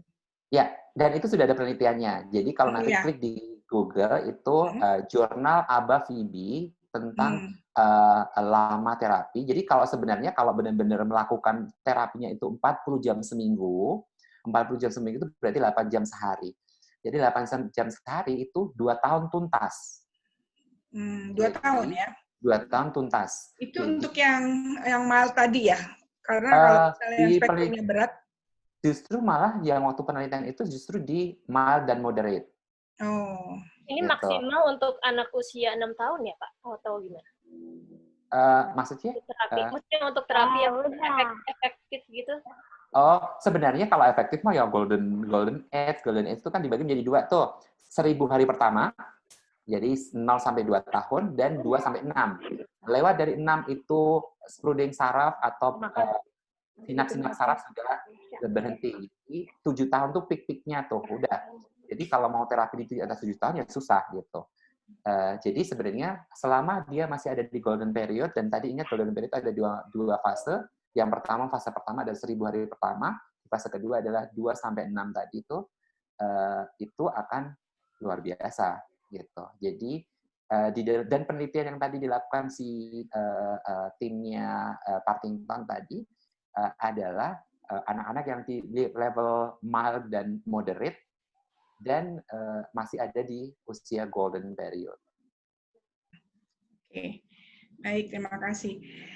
Tapi ini ini pengalaman saya ya. Tadi kan Tia kan bilang tuh, anak-anak itu kalau misalnya ketemu di sekolah, dia ingat sama gurunya ya. Tapi pas begitu sampai di mall, dia nggak inget ya. Gitu ya, Tia ya? Iya, Bu. Saya begitu Pak Gunadi ya. Nggak tahu ini ada hubungannya apa enggak ya dengan, tapi saya selalu dibilang Asperger sih. Jadi kalau misalnya saya pernah nih, ini waktu saya masih usia 26 tahun ya. Jadi pada saat itu saya ketemu sama, sebenarnya tetangga saya, tapi saya nggak tahu tuh siapa ya. Jadi pada waktu ketemu di ada bazar atau apa, itu di satu tempat lah gitu ya. Terus kemudian dia nyapa saya kan, terus saya dengan serta-merta bilang, apa kabar gitu. Terus gitu dia bilang, Bu, saya kan tetangga Ibu, kita sering ketemu. Jadi saya malu banget. jadi saya kalau misalnya, dan sampai sekarang begitu, saya hanya bisa kenal orang dengan konteksnya. Yeah. Jadi saya nggak bisa membedakan. Jadi setiap pagi, sampai sekarang ini baru minggu lalu ya. Yeah. Setiap pagi tuh kalau misalnya saya lihat tetangga saya tuh, tetangga belakang saya, dia bawa anjing ya, 3 anjingnya jalan gitu ya. Itu tahu itu lihat orangnya kan pakai pet, pakai apa segala. Yeah. Terus kemudian malam hari saya ketemu dia di acara RT, dia pakai baju batik. Saya nggak bisa bedain loh. Waktu dia pakai batik, dia ramah ngobrol sama saya, karena waktu dia bawa anjing itu pertama kali, dia cuma hurutan aja gini ya, selamat pagi udah, tapi saya nggak tahu kenal dia. Tapi pada waktu ada pertemuan RT dan kita bisa ngobrol banyak, besok lagi ketemu dia bawa anjing itu, saya nggak bisa saya nggak bisa asosiasi bahwa itu adalah orang yang sama. Terus tapi waktu di dalam saya lagi mikir, ini si Pak Edwin bukan ya, gitu. Kok kayaknya beda. Itu penyakit apa ya, Pak Gunadi ya? Berarti itu persepsi figural. Jadi berhubungan dengan visual perception yang figural tuh, Prof. Jadi yang kalau di dalam tugas-tugas anak-anak yang zaman dahulu itu suka melihat apa yang sama, apa yang beda, terus apa yang kurang. Jadi ketelitian visual. Ya, jadi maka itu mengganggu hubungan interpersonal saya sama orang lain sebenarnya, jujur aja ya. Jadi saya nggak saya katanya satu arah aja gitu. Sampai sekarang seperti itu. Itu saya sadari itu sih sebenarnya. Biasanya sih seperti Prof nih nantinya holistiknya oke nih Prof, holistik. Tapi detail dari kecilnya masih agak kurang. Dan biasanya itu biasanya anak-anak yang gifted toh. Setuju aku. Iya, aduh. Jadi harus perlu jadi ini juga nih, jadi apa namanya, klien kamu nih. Ada yang mau bertanya lagi nggak nih, pertemuan langka nih, aduh. Rahma katanya. Silakan Rahma, ayo Rahma silakan. Ada, terima kasih Bu Reni. Ya. Prof Reni. Ini Pak Gun, saya mau nanya, karena saya baru beberapa tahun ini balik lagi ke sekolah, membantu sekolah. Terus di tahun ajaran kemarin itu, saya menemukan ada anak ASD yang terapinya itu malah terapi akupuntur aja gitu, dan dua-duanya sama gitu. Itu apa memang sekarang trennya jadi berubah atau Bukan, apa akupuntur bukan. ini bisa menggantikan atau gimana? Bukan. Jadi nih, makanya teman-teman harus banyak bersosialisasi dengan orang-orang yang berkebutuhan khusus. Karena gini Mbak Rahma, nanti banyak orang tua keblinger, jangan sampai nanti kita ikut keblinger gitu. Karena nanti banyak tuh.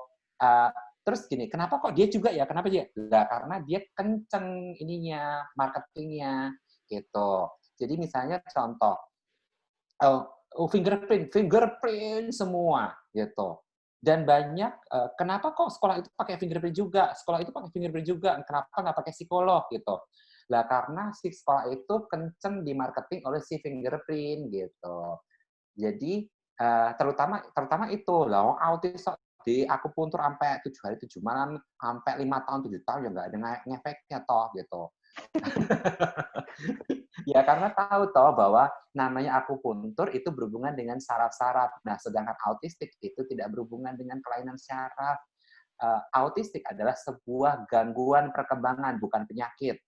Jadi yang dan gini, orang tua dia nanya kapan anak saya sembuh lah. Anak kamu bukan sakit kok, sembuh dari mana? Anak kamu gangguan perkembangan. Jadi kalau misalnya dia itu sekarang ini ketinggalan perkembangan, tugas kita adalah menormalisasi perkembangan tadi, mengejar ketinggalan perkembangan tersebut. Ketinggalan kayak gini nih, Mbak Rahma, orang mau nggak bisa bahasa Perancis, akupuntur sampai 7 hari 7 malam, sampai jengking ya nggak bisa, gitu. Nah, kalau tidak diterapi bahasa Perancis, gitu. Jadi ya harus terapi bahasa Perancis, di drilling tuh kosakata dikumpulin satu-satu. Bojo itu apa ya? Bojo, cara ngucapinnya juga harus benar, bojo, gitu. Jadi jangan sampai nanti keblinger loh. Iya, karena kan setahu saya kan kalau terapi sensori integrasi, behavior terapi, terapi okupasi gitu kan yang benar gitu loh. Kok sekarang ada lagi gitu. Ya, makanya nanti Mbak Rahma nanti habis ini jadi ini nih, jadi agent saya untuk benerin orang-orang yang salah tadi tuh. Karena di luar sana banyak Mbak Rahma. Jadi gini, di luar sana banyak banget yang keblinger gitu, banyak yang minta ampun. Ada yang nanti dan mitos tuh banyak banget berkembang. Oh, bapaknya dulu juga begitu kok. Nanti anaknya dia itu, bapaknya jadi dokter tuh sekarang. Jadi anak terlambat berbicara itu nggak apa-apa. Gitu. Nanti dipukul-pukul pakai daun sirih tuh 10 lembar setiap hari Jumat. Pukul nanti bisa ngomong gitu. Ya nih Pak Gunadi, coba nih tadi satu lagi sih Pak Gun. Ya, gimana? Oh, Rahma masih, Rahma silakan. Ya, Mbak Rahma, ya silakan. Iya, maaf Prof. Reni, mau nanya lagi. Kalau saya perhatikan kalau orang tua ABK itu kadang-kadang suka lihat di grup ABK atau lihat langsung di sekolah ada juga. Jadi kalau ngomong sama anak itu suka kayak galak banget, terus intonasinya kayak nggak normal seperti kita ngobrol biasa gini. Itu karena dia belajarnya pakai terapi ABA yang jadul ya Pak ya? Betul. Tadi tidak memikirkan tentang ekspresi sosial. Tidak berhubungan dengan tadi kan di slide, kan ada slide saya nanti akan dibagi tuh. Tolong dikasih tahu ke orang tua yang tadi yang salah tadi tuh. Bu, namanya komunikasi itu nadanya rendah, berintonasi, dan ibu harus ngajarin ekspresi sosial. Dan nah, di IG saya hari ini upload tentang yang namanya pembelajaran yang salah pada anak ABK, bukan anak ABK, anak itu belajar perilaku buruk dari lingkungan. Jadi dia, yang pertama imitation, gimana anaknya nggak ini, meledak-ledak lah, orang tuanya ngomongnya begitu, gitu. Ngomongnya, duduk yang manis, misalnya gitu. Nah, jadi imitation itu terjadi, gitu. Jadi peniruan pertama kali kan, gitu. Jadi nanti kasih tahu ke orang tuanya tadi, Bu, kalau belajar sama ahlinya deh, jangan di grup-grup gitu yang nggak jelas, nanti bukan ngikut-ngikut orang tua yang lain nanti. Padahal orang tua yang lain itu belum itu benar gitu. Wah, seru ya. Ya, Pak Gunadi, terima kasih banyak Pak. ya. Terima kasih banyak. Sama-sama, Mbak Rama. Terima kasih, Rahma. Ini kalau masalah ABK tuh, saya jujur aja nih, saya nggak pernah bersentuhan dengan ABK yang misalnya tadi disebut disleksia, itu yang benar-benar kayak misalnya diskalkulia, disgrafia, itu kayak apa sih benernya gitu. Sementara mahasiswa profesi itu kan diminta untuk suka belajar ya. Datang gitu ya. Jadi kita nggak tepat sasaran sih, karena kita suka random aja nih sekolah yang jadi partner kita untuk anak-anak mahasiswa ngambil. Tapi belum tentu di sana ada kasus-kasus yang kita inginkan. Dan sampai sekarang pun juga belum dapat gitu. Saya sendiri nggak pernah lihat gitu ya. Jadi ini sebenarnya, dan kalau mereka dapat, mereka juga nggak bisa ngapa-ngapain si mahasiswa. Boleh kerjasama sama Yamet, magangkan di Yamet. Ya, alhamdulillah. Nanti saya sampaikan ya ke fakultasnya. Jadi nanti ambil kasus-kasus yang kayak seperti itu di Yamet aja. Betul. Karena itu banyak, Prof. Iya, pada waktu mahasiswa ngambil kasus tersebut, mereka pun juga nggak bisa harus gimana, karena dosennya juga nggak ngerti gitu loh. Maksud saya cuma teorinya aja gitu. Jadi yang tadi disampaikan oleh Pak Gunadi ini, saya pikir, maka tadi kenapa saya bilang ada nggak sih kursus-kursusnya kayak gitu? Ini kayaknya harus diberi, harus ada sih. Ya mungkin ada yang apa sih artinya yang gimana boleh sih? nanti, Prof, kalau misalnya mahasiswa mau saya kasih kuliah tamu gitu, boleh saya.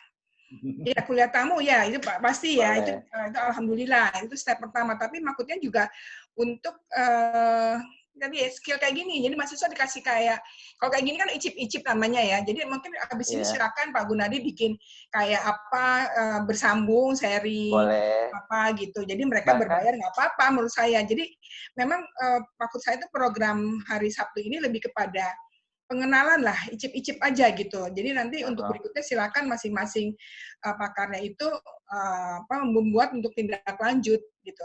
Kayak Foni kan juga bikin ya, dia bikin berseri apa untuk yang sensor integrasi gitu ya. Jadi dengan Pak Gunadi ini kalau saya pikir melihatnya bisa hal yang tadi, yang lebih teknis tadi gitu. Iya. Boleh, Pak. Oke, udah jam 12 ya ini ya, nggak terasa nih. Kita foto dulu Ibu ya? Ya, foto dulu nih. Ya. Silakan.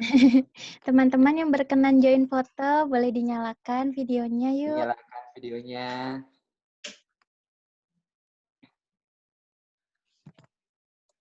Anissa nggak kelihatan mukanya.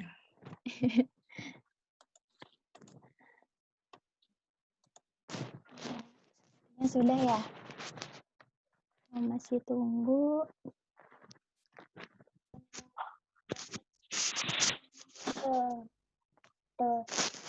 Tunggu. Ya, ditunggu. Ya, mari hitung ya. 1, 2, 3, coba. 1, 2, 3. Ya, terus yang kedua, kalau Pak Gun, kalau yang waktu pertemuan minggu lalu kan literasi kita begini, ini kalau hari ini kira-kira enaknya gimana nih Pak? Nanti nggak enak lagi pakai simbol saya ya, Yamet. Yamet tuh begini. Yamet tuh begini. Yamet tuh Y sama M. Oh, Y sama M. Oke. Gimana? Y-nya sama M-nya. Y sama M, gini. Ya. Oke. Saya foto siapa dong? Nih. Saya tetap foto. Saya M aja. Tunggu bentar. Nisa kayaknya ini ya lagi putus sinyalnya. Ya udah nggak apa-apa. Oke, 1, 2, 3. Sudah. Oke, terima kasih Lia. Jangan lupa yang ikut serta hari ini ngisi daftar hadir dan sertifikatnya nanti akan dikirim ke email masing-masing. Pak Trigunadi, terima kasih banyak nih, wah benar-benar nih mau jadi amal jariah Pak Trigunadi, dan tentu untuk kita semua ini menjadi satu inspirasi dan pengetahuan yang sangat luar biasa. Ya, untuk mudah-mudahan ke depan bisa menghandle klien dengan lebih baik. Terima kasih, salam sehat dan tetap produktif. Terima kasih, assalamualaikum. Terima kasih. Terima kasih banyak, Pak Gunadi. Sama-sama. Waalaikumsalam. Ya, sama-sama. Terima kasih banyak, Prof. Terima kasih. Terima kasih, Pak Gun.